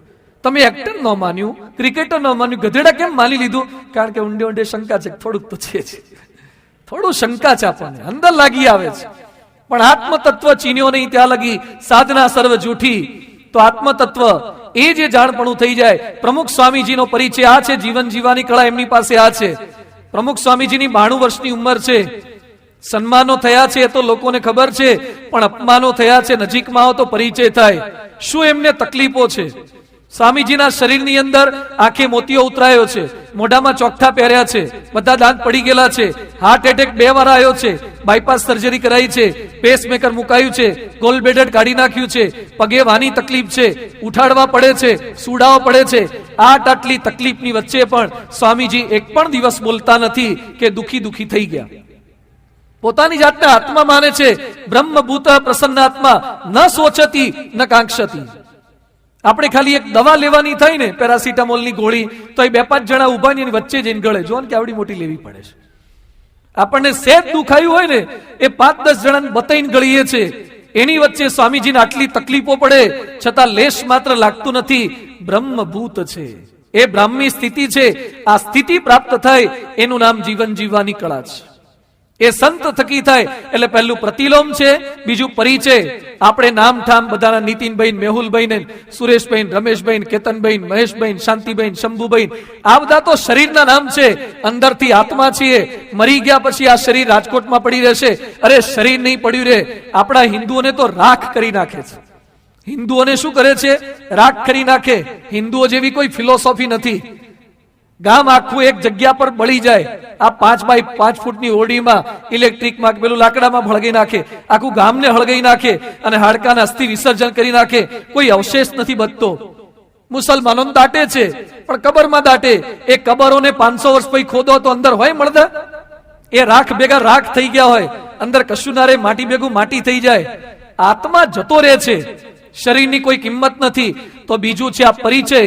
ત્રીજું છે પ્રતિભાવ આપતા શીખી જઈએ તો જીવન જીવવાની કળા આવે. પ્રતિભાવ આપવાના. પ્રતિભાવ કોણ આપી શકે? જે જીવંત છે એ પ્રતિભાવ આપે. જે જડ છે એને અડો તો એ શું પ્રતિભાવ આપે? પણ કીડી જતી હોય ને તમે હાથ મૂકો તો કીડી એમ કે અહીંયા ડાયવર્ઝન આવ્યું લાગે છે એટલે સાઈડમાં જ જતી રહે. ને કીડી જતી હોય ને હાથ મૂકજો તો કીડી તરત ટન લઈ લે. એને ખબર પડે કે ડાયવર્ઝન છે. જે જીવંત છે એ પ્રતિભાવ આપે જ છે. તો માણસ માત્ર કયો પ્રતિભાવ આપવો એ આપણે શીખવા જેવું છે. અત્યારે ગરમી પડે છે ને એટલે બધા શું કે મરી ગયા. ઘણા પ્રતિભાવ આપ્યો પણ આવા આપે. સહેજ ગરમી વધે ને મરી ગયા. ઉનાળો કેમનો પસાર થશે, હવે તો હેરાન પરેશાન થઈ ગયા. થોડી ગરમી વધે મરી ગયા. થોડી ઠંડી વધે શિયાળામાં હેરાન થઈ ગયા. હમણાં વરસાદ ચાલુ થશે, વરસાદની રાહ જોઈએ અને એમાં જો એકાદ દિવસમાં 5-7 ઇંચ રાજકોટમાં પડ્યો ને અને તરત પાછા શું બોલે ખબર નહીં, કોણ જાણે, આખું આપ ફાટી ગયું લાગે છે, આખું રાજકોટ તણી જશે. એના પ્રતિભાવ લગભગ બધામાં આવા જ હોય. એને ગરમીમાં એવો પ્રતિભાવ, એના શિયાળામાં આવો પ્રતિભાવ, એના ચોમાસામાં એવો પ્રતિભાવ આવા. રોડ પર થોડો ટ્રાફિક જામ થાય ને એ કે હવે તો શું થવા બેઠું છે. રાજકોટમાં દિવસે દિવસે ટ્રાફિકની સેન્સ જતી રહી છે. કંઈક સેજ ટ્રાફિક જામ થાય ને એના આવા પ્રતિભાવ. છાપામાં કંઈક પ્રસંગ આવ્યો પ્રતિભાવ. માણસ માત્ર પ્રતિભાવ કેવા આપે છે એના પરથી એની સ્થિતિ કેવી છે એ ખબર પડી જાય છે. સચિન તેંડુલકરના ઇન્ટરવ્યુમાં એને બહુ સરસ વાત કરી હતી કે મારા બાપુજીએ મને તાલીમ આપીને એક વાક્ય સરસ કીધું હતું કે બેટા તું થમ્સઅપની બોટલ જેવો ન થતો, પાણીની બોટલ જેવો થજે. આ સચિનને એના બાપુજીએ કીધું હતું. પાણીની બોટલ જેવા થવાનું, થમ્સઅપની બોટલ જેવા કેમ નહીં થવાનું? સચિને પછી સમજાયું હતું કે થમ્સઅપની બોટલ ભરેલી હોય અને પછી એને આમ હલાવી અને ઉપરથી છોડી દો તો ફુવારા કાઢે છે, ધુમાડા કાઢે છે. અને પાણીની બોટલને ગમે તેવી હલાવો અને પછી છોડો તો પણ એ જ ફોર્સ, કોઈ જ ઉકળાટ નહીં, કોઈ જ ઉછાળો નહીં. એના બાપ કે છે કે બેટા તને કોઈ ગમે તેવી પરિસ્થિતિમાં મૂકે તો એ ધુમાડા ના કાઢતો, તું પાણીની બોટલ જેવો રહેજે. આપણે પણ સંકલ્પ એ કરવાનો છે, પ્રતિભાવ આપતા શીખીએ. ભગવાન સ્વામિનારાયણ આણંદમાં ગયા, અપમાન થયું અને ભગવાન સ્વામિનારાયણ એમ બોલ્યા ઈડરિયો ગઢ જીત્યા. અરે ધૂળ નાખી, છાણ નાખ્યું અને ઈડરિયો ગઢ જીત્યા. ગુણાતીતાનંદ સ્વામીને સાવરગામમાં કાંટા માર્યા. ગુણાતીતાનંદ સ્વામી અને એને પુત્રનું અર્પણ કર્યું, પુત્ર આપ્યો કે જા તમારા ઘરે દીકરો થશે. યોગીજી મહારાજ એકવાર વડોદરા બાજુથી પસાર થતા હતા. હકા બાપુ બાજુમાં હતા અને સામે થોડાક છોકરા હતા. એટલે યોગી બાપા જોતા હતા, હકા બાપુ ગુસ્સે થઈ ગયા. યોગી બાપા કે ગુરુ કેમ ગુસ્સે થયા? એ કે સ્વામી પેલી વાનર સેના હસે છે. અમે નીકળીએ ને ત્યારે ઘણા હસતા હોય અને એમાં સાધુન જો એટલે કેટલાક મશ્કરી કરતા હોય. એટલે યોગી બાપા આપણી કોઈ મશ્કરી કરે કેવું લાગી આવે? તો યોગી બાપા શું બોલ્યા? એ કે ગુરુ આપણને જોઈને રોતા જ નથી ને, આપણને જોઈને રોતા જ નથી. કેવો સુંદર પ્રતિભાવ આપ્યો. પરમ પૂજ્ય પ્રમુખ સ્વામી મહારાજ શું પ્રતિભાવ આપે છે? ગાંધીનગર અક્ષરધામમાં 2002માં આતંકવાદી આવ્યા, એ આતંકવાદી દ્વારા 34 થી 36 માણસો મરી ગયા, અક્ષરધામ લોહી લુહાણ થઈ ગયું, કેટલા મહિના સુધી અક્ષરધામ બંધ રહ્યું છે, લાખો કરોડોનું નુકસાન થયું છે, અને હિન્દુ ધર્મ પર એટેક હતો, અને પ્રમુખ સ્વામી મહારાજને કેટલાય લોકો ચડવનારા કહેનારા આયા કે સ્વામીજી આ સાંખી ન લેવું જોઈએ, ઈંટકા જેવા પથ્થર છે, આપણે બદલો લેવો જોઈએ, ગોધરાવાળી કરવી જોઈએ. પણ પ્રમુખ સ્વામી મહારાજે એક જ અપીલ કરી. સ્વામીજી શું બોલ્યા? સ્વામી કે આપણો હિન્દુ ધર્મ એટલો નાજુક છે, એટલો સામાન્ય છે કે બે લબર મુછિયા મુસલમાનો આવી અને બંદૂકના થોડા ધડાકા કરે અને હિન્દુઓને ઉશ્કેરી શકે? આપણે એટલા બધા સોફ્ટ થઈ ગયા કે આપણા આખા હિન્દુ ધર્મનું રિમોટ કંટ્રોલ એ બે મુસલમાનોના હાથમાં સોંપી દેવાનું? અને સ્વામીજી અક્ષરધામ પર એટેક થયો અને પછી જે રિસ્પોન્સ આપ્યો છે એ અક્ષરધામ રિસ્પોન્સ કહેવાય છે. એમણે શાંતિની અપીલ કરી. જે આતંકવાદીએ હુમલો કર્યો હતો એ આતંકવાદીના મૃતદેહ જ્યાં ખરડાયેલા પડ્યા હતા તેમણે પુષ્પો છાંટ્યા છે. રિસ્પોન્સ આપતા, પ્રતિભાવ આપતા જો આવડી જાય ને તો જીવન જીવતા આવડી જાય. ઘરની અંદર કોઈ બોલી જાય, આપણું ધાર્યું થાય ન થાય, એ વખતે પ્રતિભાવ કેવો આપવો? વ્યક્તિ, વસ્તુ કે વાતાવરણની વચ્ચે પ્રતિભાવ સ્થિર રહીને આપણે આપી શકીએ, એ જીવન જીવવાની કળા છે. અને ચોથું છે પરિવર્તન. જે પરિવર્તન પામે છે એ જીવન જીવવાની કળા શીખી શકે છે. ડાયનોસોર મોટા હતા પણ ડાયનોસોર બદલાયા નહીં, પરિવર્તન ના પામ્યા તો ડાયનોસોર નામ શેષ થઈ ગયા. એમ જે બદલાઈ નથી શકતા, શેમાં બદલાવ? પેલા ચશ્મા શેના આવતા હતા? ગ્લાસના, કાચના. હવે ચશ્મા એક્રેલિકના થઈ ગયા, લાઇટ ફ્રેમ થઈ ગઈ. પેલા મોબાઈલ આવડા વજનદાર આવતા હતા, હવે લાઇટ વેઇટ. પેલા એક સિમ કાર્ડ વાળા, હવે ડ્યુઅલ ને ટ્રિપલ સિમ કાર્ડ વાળા. પેલા ટચ સ્ક્રીન નહોતા, હવે ટચ સ્ક્રીન. ફેરફાર, પરિવર્તન બધામાં ફેરફાર કર્યો. પણ આપણી અંદર ફેરફાર ના થાય ત્યાં સુધી કોઈ જ શાંતિ નહીં થાય. લગભગ 3 વર્ષ પહેલા રાજકોટના એક બાઈ મળવા આવ્યા, ડોક્ટર હતા. મને કે સ્વામીજી ઘરમાં ગમતું નથી. બધું ક્યાં રહો છો? એ કે સામા કાંઠા બાજુ. તો મેં કીધું કાલાવાડ બાજુ આવી જાવ તો ગમશે, પોશ એરિયા છે, ડોક્ટર છો તો. મને કે ઘરવાળા ગમતા નથી. હવે એમાં કઈ કહેવાય નહીં. ઘર ના ગમતું હોય ઘર બદલી નાખાય, ઘરવાળા ના ગમતા હોય એમાં અમે શું કરીએ? પછી મેં કીધું કોઈ બીજું ગમવા નથી લાગ્યું? ના કે એવું નથી. મને કે છોકરા ગમતા નથી. બધું એક કામ કરો, ઘણી વાર ઝઘડો થાય ને તારે આવું એલર્જી જેવું થઈ જાય. ઘણા હરિભક્તો એમને કહેતા હોય છે કે સ્વામી જો પહેલો સત્સંગ મળી ગયો તો અમે તમારી જેમ સાધુ જ થઈ જાત. લગભગ પૈણ્યા પછી બધા આવું બોલતા જ હોય છે. અને થોડો ઘણો ઘરમાં બબાલ થયો ને અને કોઈ પણ હરિભક્ત આવી બધી વાતો કરે ને સાંખ્ય જ્ઞાનની કે ખરેખર સંસારમાં પડવા જેવું નથી, અસાર છે, ત્યારે અમને ખબર તરત પડી જાય કે આને બબાલ કરીને આયા લાગે છે, અથવા ઘરમાં ધાર્યું થતું લાગતું નથી, અત્યારે વધ પક્ષ ચાલતો લાગે છે, સૂદ જતી રહી લાગે છે. એટલે આ સાંખ્ય જ્ઞાનની વધારે વાતો થાય છે. એટલે આ ભાઈને મેં કીધું ઘરમાં આવી થોડી એલર્જી થઈ હશે. આપણા રાજકોટમાં એન્ટર થતા જ આજી ડેમ છે, ત્યાં પ્રાણી સંગ્રહાલય છે, તમે આજી ડેમ જોઈ આવો તો થોડાક રિફ્રેશમેન્ટ મળી જાય. એ ડોક્ટરે મને શું કીધું? મને કે સ્વામી તમે તો આજે આજી ડેમની વાતો કરો છો, છેલ્લા 3 મહિનાથી મને ડેમ જ દેખાય છે. કેમ? એ કેવું પડવું જ છે. રાજકોટના વેલ નોન ડોક્ટર, મહિનાની 2.5 લાખની એની પ્રેક્ટિસ છે. આત્મહત્યા કરવાનો વિચાર. મેં કીધું કેમ આત્મહત્યા કરવી છે? મેં કીધું કોઈ આત્મહત્યા કરવા જતું એને તમારે રોકવાના હોય, તમારે કેમ પડવું છે? એ કે સ્વામી મારી પ્રેક્ટિસ સારી ચાલતી હતી, એનાથી થોડેક દૂર બીજા ડોક્ટરે હમણાં નવી હોસ્પિટલ ચાલુ કરી. એ કે સ્વામી મારી પ્રેક્ટિસમાં બહુ જ ખોટ આવી ગઈ. શું કરવાનું હવે? પરિસ્થિતિ અસર કરી ગઈ. પરિવર્તન શેનું? આપણી ઈર્ષ્યા આપણને દુખી કરી. આપણે એમ માનીએ છીએ કે આપણા કરતા કોઈ રૂપાળું ના હોવું જોઈએ. અરે કોઈક રૂપાળું થાય એમાં આપણે દુખી થઈએ. આપણા કરતા કોઈ સારું બોલે કરે, આપણા કરતા કોઈની પાસે સારો મોબાઈલ, આપણા કરતા કોઈની પાસે સારી ગાડી, કોઈક આપણને દુખી કરે એ આપણે આપણું પરિવર્તન નથી કરી શકતા. સ્વભાવનું પરિવર્તન નહીં, એને લીધે માણસ દુખી થાય છે. વ્યસન માણસને દુખી કરે છે. આજ બજરંગવાડીમાં, આજ વિસ્તારમાં એક ભાઈના ત્યાં અમને લઈ ગયો તો અમારા કાર્યકર. એ ભાઈને કેન્સર થયું છે. અહીંયા કદાચ આવ્યો મને ખ્યાલ નહીં. એના ઘરે હું ખબર કાઢવા માટે ગયો. કેન્સરમાં એમને અહીંયા કાપી નાખ્યું, બધા જ કાપા મૂક્યા છે. સિગરેટ પીતા હતા. એને ઘણા એના પત્ની અટકાયા હતા, એના સગાવાલા અટકાયા હતા, ન અટક્યા, ઓપરેશન કરવું પડ્યું. પછી અમારી આગળ રોતા રોતા એમણે શું વાત કરી? એ કે સ્વામી છાતીમાં કાણું પાડ્યું છે અને દાળ ભાતને ક્રશ કરીને નાખે છે. પછી મેં કીધું ધીમે ધીમે તો પૂરી નાખશે અને જીભથી ચાલુ થઈ જશે. એ કે સ્વામી ચાલુ કર્યું પણ મેં આઈસ્ક્રીમ જીભ પર મૂક્યો ને તો આઈસ્ક્રીમનો કોઈ ટેસ્ટ જ નથી આવતો. એ કે મોઢામાં ધૂળ નાખો અને આઈસ્ક્રીમ નાખો સરખું જ લાગે છે. પેલી કિમોથેરાપી બધું લીધું ને એટલે જીભ પરના જે પેલા સ્વાદેન્દ્રિયના સેલ બધા આવે ને બધા લગભગ ખલાસ થઈ ગયા છે અને રડવા લાગ્યા. એ કે સ્વામી કઈ મજા આવતી નથી. મેં કીધું સિગરેટ પીતા તેમાં બહુ મજા આવતી હતી. હવે શું કરી શકીએ? એ કે સ્વામી સુધરી જવાની જરૂરિયાત હતી, મને કેટલો બધો રોક્યો, પરિવર્તન ના કરી શક્યા.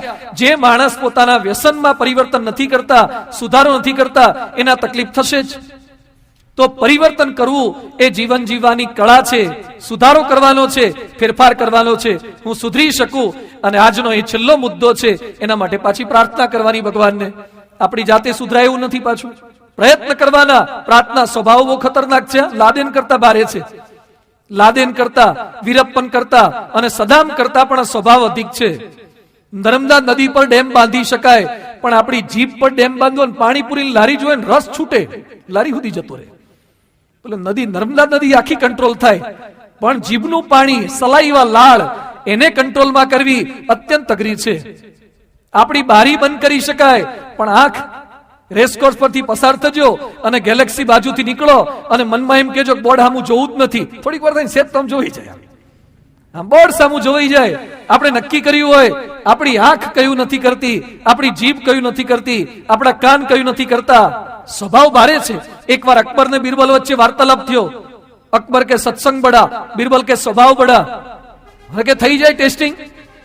એટલે પેલો અકબર કે છે કે મેં બિલાડી પાડી છે, એ બિલાડી છે ને હાથમાં પેલી મશાલ પકડીને બેસે છે, અને પછી હું કુરાન વાંચું. એ કે હોય નહીં, બિલાડી કઈ સત્સંગી થોડી થાય.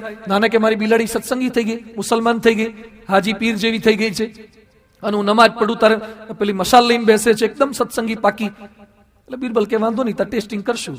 તે અકબર નમાજ પડવા બેઠા, બિરબલ પેલી બિલાડી મશાલ પકડીને ઊભી હતી. બોલો વ્યવસ્થિત આમ પઢાયેલી બિલાડી એવી તૈયાર થઈ ગઈ હતી ને, સત્સંગી થઈ પારાયણમાં જઈને. અને પછી બિરબલ તો ખેલાડી હતો, બિરબલ ઉંદેડા લઈ આવ્યો હતો આખા પાંજરામાં ભરીને. અને પછી બિલાડી બેઠી હતી ને, અકબર નમાજ પડતા હતા, કુરાન વાંચતા હતા. ત્યાં બિરબલે ઉંદેડો છોડ્યો, મોટો, આમ પેલો ગ્રેજ્યુએશન લેવલનો, TY BCom માં ભણતો ને એવડો મોટો, મોટી સાઈઝનો. અને ઉંદેડો પસાર થઈ ગયો. જેવો પસાર થયો ને તો બિલાડી આમ સેજ નજર તો ગઈ, બિલાડી તરત નીચે, આપણાથી ના લેવાય, સત્સંગી થઈ ગયા. બિલાડીએ ઉંદર સામું જોયું નહીં. બિરબલ કે વાંધો નહીં, પેલા બોલે આઉટ નથી થઈ. એટલે પછી SY BCom વાળો છોડ્યો.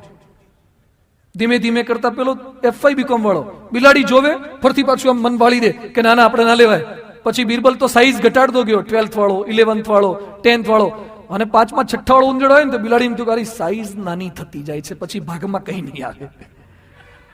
અને બિલાડી એમ મસાલ નાખી બાજુ પર અને ઉંદેડાને પકડીને જતી રહી. અને બિરબલ ત્યાંથી પ્રગટ થયા. બિરબલ અકબરને કે કોણ બડા, સ્વભાવ બડા કે સત્સંગ બડા? એ કે સ્વભાવ બડા. સ્વભાવ બહુ ભારે છે. અત્યારે હું તો બધા બેઠા છીએ, વાતો કરીએ ને સાંભળીએ, બધું સારું લાગે, પણ સ્વભાવ અત્યંત ભારે છે, કઠિન છે. એની સામે સ્ટ્રગલ લેવા માટે આવી પારાયણો, આવા ગુણાતીત સંત શાસ્ત્ર મંદિર, એનો સમાગમ થાય તો આ શક્ય બને છે. એટલે આજે આપણે બધા સાથે સંકલ્પ એ કરવાનો છે.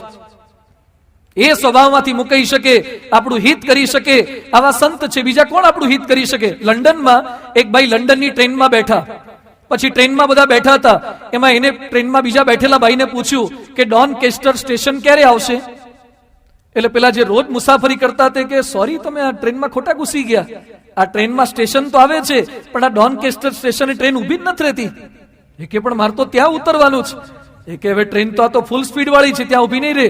એટલે પેલા ભાઈ એકદમ દુખી થઈ ગયા. નવો માણસ પહેલી વાર આવી સ્પીડ ટ્રેનમાં બેઠો, ત્યાં ઊભી નહોતી રહેવાની, ચક્રાઓ થાય કેટલાય કિલોમીટરનો. એટલે એક ભાઈ દયાળુ હતા, એક કામ કરજો, એ સ્ટેશન પર ઊભી નથી રહેતી, પણ ટ્રેન ટ્રેક બદલે છે એટલે એકદમ ધીમી થઈ જાય છે. એટલે જેવી ટ્રેક બદલવા જાય પ્લેટફોર્મની બાજુમાં, ત્યાં તમે તરત ઉતરી જજો, ઉતરીને દોડવા લાગજો, એટલે વાંધો નહીં આવે. પછી ઉતરીને બીજી ટ્રેન તમારે પકડી લેજો. એટલે પેલા ભાઈએ શીખવાડ્યું ટ્રેન વાળાએ, અને પેલા ભાઈ જેવા ઉતર્યા અને ઉતરીને ભેગા દોડવા માંડ્યા. એટલે દોડે એટલે પેલો ડબ્બો આગળ જતો રહે, પાછળ ડબ્બો આગળ આવી જાય. એમાંથી તાત્કાલિક ટ્રેનમાંથી એક ભાઈએ હાથ કાઢ્યો અને પરાણે પકડીને અંદર લઈ લીધો. એટલે પેલા ભાઈ કે મને અંદર કેમ લીધો? એ કે માંડ કે આ ટ્રેન તો અહીંયા ઊભી નથી રહેતી, અમને એમ કે તમે પકડવા દોડતા છો એટલે લઈ લીધા અંદર. કે માંડ ઉતર્યો તો શું કરવા લીધો મને? એ કે ભાઈ અહીંયા ટ્રેન નથી ઊભી રહેતી, અમે તમને ચડાવી દીધા. એ કે મારે ચડવું નહોતું, હું તો ઉતર્યા પછી દોડતો હતો. કેટલાક લોકો મદદ કરવા જાય ને એમાં ઊંધું કરે એવા હોય છે આપણું. એટલે આ લોકના માણસો કોઈ આપણું હિત કરી શકે એમ નથી, ભગવાન અને સંત સાચું હિત કરી શકે એમ છે. એટલે આજે સંકલ્પ એ કરવાનો છે. આજની પારાયણના પ્રથમ દિવસે જાતને વશ કરવાની કળા, પ્રતિલોમ, પરિચય, એ પરિવર્તન, અને સાથે સાથે આ પ્રાર્થનાને કરીએ એમાંથી એક બળ પ્રગટ થાય છે. આ 3 દિવસની ખાલી કથા વાર્તા, કેવળ ભેગા કરવા, પારાયણની અંદર આપ બધા આવો, હજારો માણસો ભેગા થાય, એ જ આશયથી આ પારાયણનું આયોજન બીએપીએસ સંસ્થા દ્વારા પરમ પૂજ્ય પ્રમુખ સ્વામી મહારાજના આશીર્વાદથી કરવામાં નથી આવ્યું. આ 3 દિવસ દરમિયાન કંઈક લઈને જઈએ, જ્યાં છીએ ત્યાંથી 1 સ્ટેપ અહેડ કંઈક આગળ વધી શકીએ, આવો થોડોક સંકલ્પ આપણે કરવાનો છે. આવતીકાલની પારાયણની અંદર સ્વજનને વશ કરવાની કળા, સ્વજનને વશ કરવાની કળા કહેતા અન્ય માણસ સાથે કઈ રીતે રહેવું એની કળા શીખવા જેવી છે. હમણાં જ એક યુવક લગ્ન કરીને આવ્યો, એટલે સંતોએ સહેજે પ્રશ્ન પૂછ્યો, એ કે કેવું છે? એ કે સ્વામી નવું છે એટલે બધું સારું જ છે. એ કે વાસણ અહીં ધીમે ધીમે મૂકે છે, મારી મમ્મી કઈ બોલાવે છે, મારા પપ્પાને પપ્પા જમ્યા કે નહીં એવું રોજ પ્રશ્ન પૂછે છે. એ કે હું રાહ જોઉં છું ગિયર ક્યારે બદલાય, ગિયર ક્યારે બદલાય. એ કે મારી પત્ની થોડીક જૂની થઈ નથી, ગિયર બદલે એટલી વાર છે. નવું હોય ત્યારે તો બધું સેટ થઈ જાય છે, ગિયર બદલાય ત્યારે ઘર્ષણ થાય છે, ત્યારે ફ્રિક્શન થાય છે. આપણે ઘણી વાર બોલીએ છીએ કે મને એની સાથે નહીં બને. ઘણા રીંગણા ન ફાવે, ઘણા તળેલું ન ફાવે, ઘણા ખાટું ન ફાવે, વઘારેલું ન ફાવે. એ કદાચ ન ફાવે તો ચાલે, પણ ઘણા ઘરવાળા સાથે ના ફાવે, પુત્ર સાથે ના ફાવે, પત્ની સાથે ના ફાવે, સાસુ સાથે ના ફાવે, સસરા સાથે ના ફાવે. એની વચ્ચે શું કરી શકાય? આવતીકાલની પારાયણની અંદર વ્યક્તિ સાથે રહેવાની કળા, માણસ સાથે કઈ રીતે રહી શકે એની વાતો આપણે કરવાના છીએ. એટલે અહીંયા બેઠેલા જેટલા કઈ લોકો, તમારી આજુબાજુમાં જેટલા કઈ લોકો હોય, જેને ઘરમાં નાના મોટા પ્રશ્ન થતા હોય એને લઈ આવજો, અને પ્રશ્ન ન થતા હોય એને લાવજો, તો હું શીખવાડીશ કે કઈ રીતે કરાય. નાની બાબતમાં કઈ રીતે માણસો પ્રશ્ન કરે છે, પતિ પત્નીના પ્રશ્ન, સાસુઓના પ્રશ્ન, ભાઈના પ્રશ્ન, માણસને માણસ સાથે કેમ સેટ નથી થતું, એ રામાયણમાં, મહાભારતમાં કેટલી સુંદર વાતો અને દ્રષ્ટાંતો પ્રસંગો સાથે કરેલી છે, એને સમજવાનો પ્રયાસ કરીશું. આજે ફરીથી આપ સૌનો ખૂબ ખૂબ આભાર. આ વિસ્તારની અંદર પ્રથમ વખત આવું પારાયણનું આયોજન કરી રહ્યા છીએ. અમારા તમામ કાર્યકર્તાઓ, પુરુષ મહિલા તમામ કાર્યકર્તાઓ, આપ સૌ શ્રોતાજનો ખૂબ ઉત્સાહ ઉમંગભેરા પારાયણનો લાભ પ્રાપ્ત કરવા માટે એકત્રિત થયા છો. પણ છેલ્લે એક નાનકડી વિનંતી આપ સૌને કરવાની. ગયા વર્ષે ઉનાળામાં રાજકોટના એક ન્યૂઝપેપરમાં એક પ્રસંગ વાંચ્યો હતો. રાજકોટના એક મુસ્લિમ શિક્ષક, એણે ઉનાળાના વેકેશનમાં ફરવા જવાની જગ્યાએ 1.5 મહિનાના શિક્ષકના સ્કૂલના વેકેશન દરમિયાન રાજકોટના 10 થી 15 મુસલમાનોને ઉર્દુ ભાષા શીખવાડી. એટલે છાપાવાળાએ પ્રશ્ન પૂછ્યો કે તમે વેકેશનમાં ફરવા ન ગયા અને બીજા મુસલમાનોને ઉર્દુ કેમ શીખવાડી? ત્યારે મુસલમાન ભાઈએ જવાબ શું આપ્યો કે અમારા મુસલમાન ધર્મનો પવિત્ર ગ્રંથ છે કુરાન. કુરાન ઉર્દુ ભાષામાં છે, મને ઉર્દુ આવડે છે એટલે હું કુરાન વાંચી શકું છું. મારા કેટલાક મુસ્લિમ ભાઈઓ છે જેને ઉર્દુ નથી આવડતી એટલે કુરાન નથી વાંચી શકતા. એટલે મેં સંકલ્પ કર્યો કે 1.5 મહિના ફરવા નથી જવું, પણ 10-15 મુસલમાનો ઉર્દુ શીખવાડીએ તો આપણો કુરાન વાંચતા થાય. એક મુસલમાન ધારે તો 10-15 મુસલમાનોને ઉર્દુ શીખવાડી અને કુરાન વાંચતા કરે, અને હિન્દુ 135 નો માવો ખાતા હોય ને તો ખાતા કરે, બીડી પીતા હોય બીડીથી બીજાને હળગાઈ આપે કે લે હળગાઈ, તાર દિવાસળી હળગાવી નહીં. હિન્દુ આવા પરોપકારી હોય છે. એટલે અહીંયા બેઠેલા બધા થોડોક સંકલ્પ કરો, આવતીકાલે પારેડમાં આવીએ ત્યારે આપણી સાથે ઓછામાં ઓછી 1-2 વ્યક્તિને, બધા જ જેટલા કે અહીંયા બેઠા છો, આપણા યુગમાં આવનાર પ્રત્યેક વ્યક્તિને થોડીક વાત તો કરીએ. પારાયણમાં આવવાથી મારા મેટરમાં કોઈ ફેરફાર નહીં થાય, જાજી સંખ્યામાં લાવશો તો, પણ એક હિન્દુત્વની અસ્મિતા આપણા મનની અંદર ઉજાગર થાય. રાજકોટમાં 2-5 માણસો આપણું કયું કરે એવા તો હોય કે નહીં, કે જેને આપણે કહીએ ને આપણી વાત માની આ પારાયણ સાંભળવા માટે આવે. આ 3 દિવસની પારાયણ દરમિયાન જે કઈ વાતો થશે એ વાતોને આધારે લૌકિક કળા નહીં પણ જીવન જીવવાની કળા એ આપણે આત્મસાત કરી શકીએ. ફરીથી આપ સૌનો ખૂબ ખૂબ આભાર. અને આવતીકાલે પારાયણ સાંભળવા માટે પરિવારજનો, મિત્રો સાથે ખૂબ મોટી સંખ્યામાં ઉપસ્થિત થઈએ અને અન્ય લોકો સાથે કઈ રીતે વર્તવું એની કળાને આત્મસાત કરી શકીએ એ જ ભગવાન સ્વામિનારાયણ પરમ પૂજ્ય પ્રમુખ સ્વામી મહારાજના શ્રી ચરણોમાં પ્રાર્થના. શ્રી સ્વામિનારાયણ ભગવાન.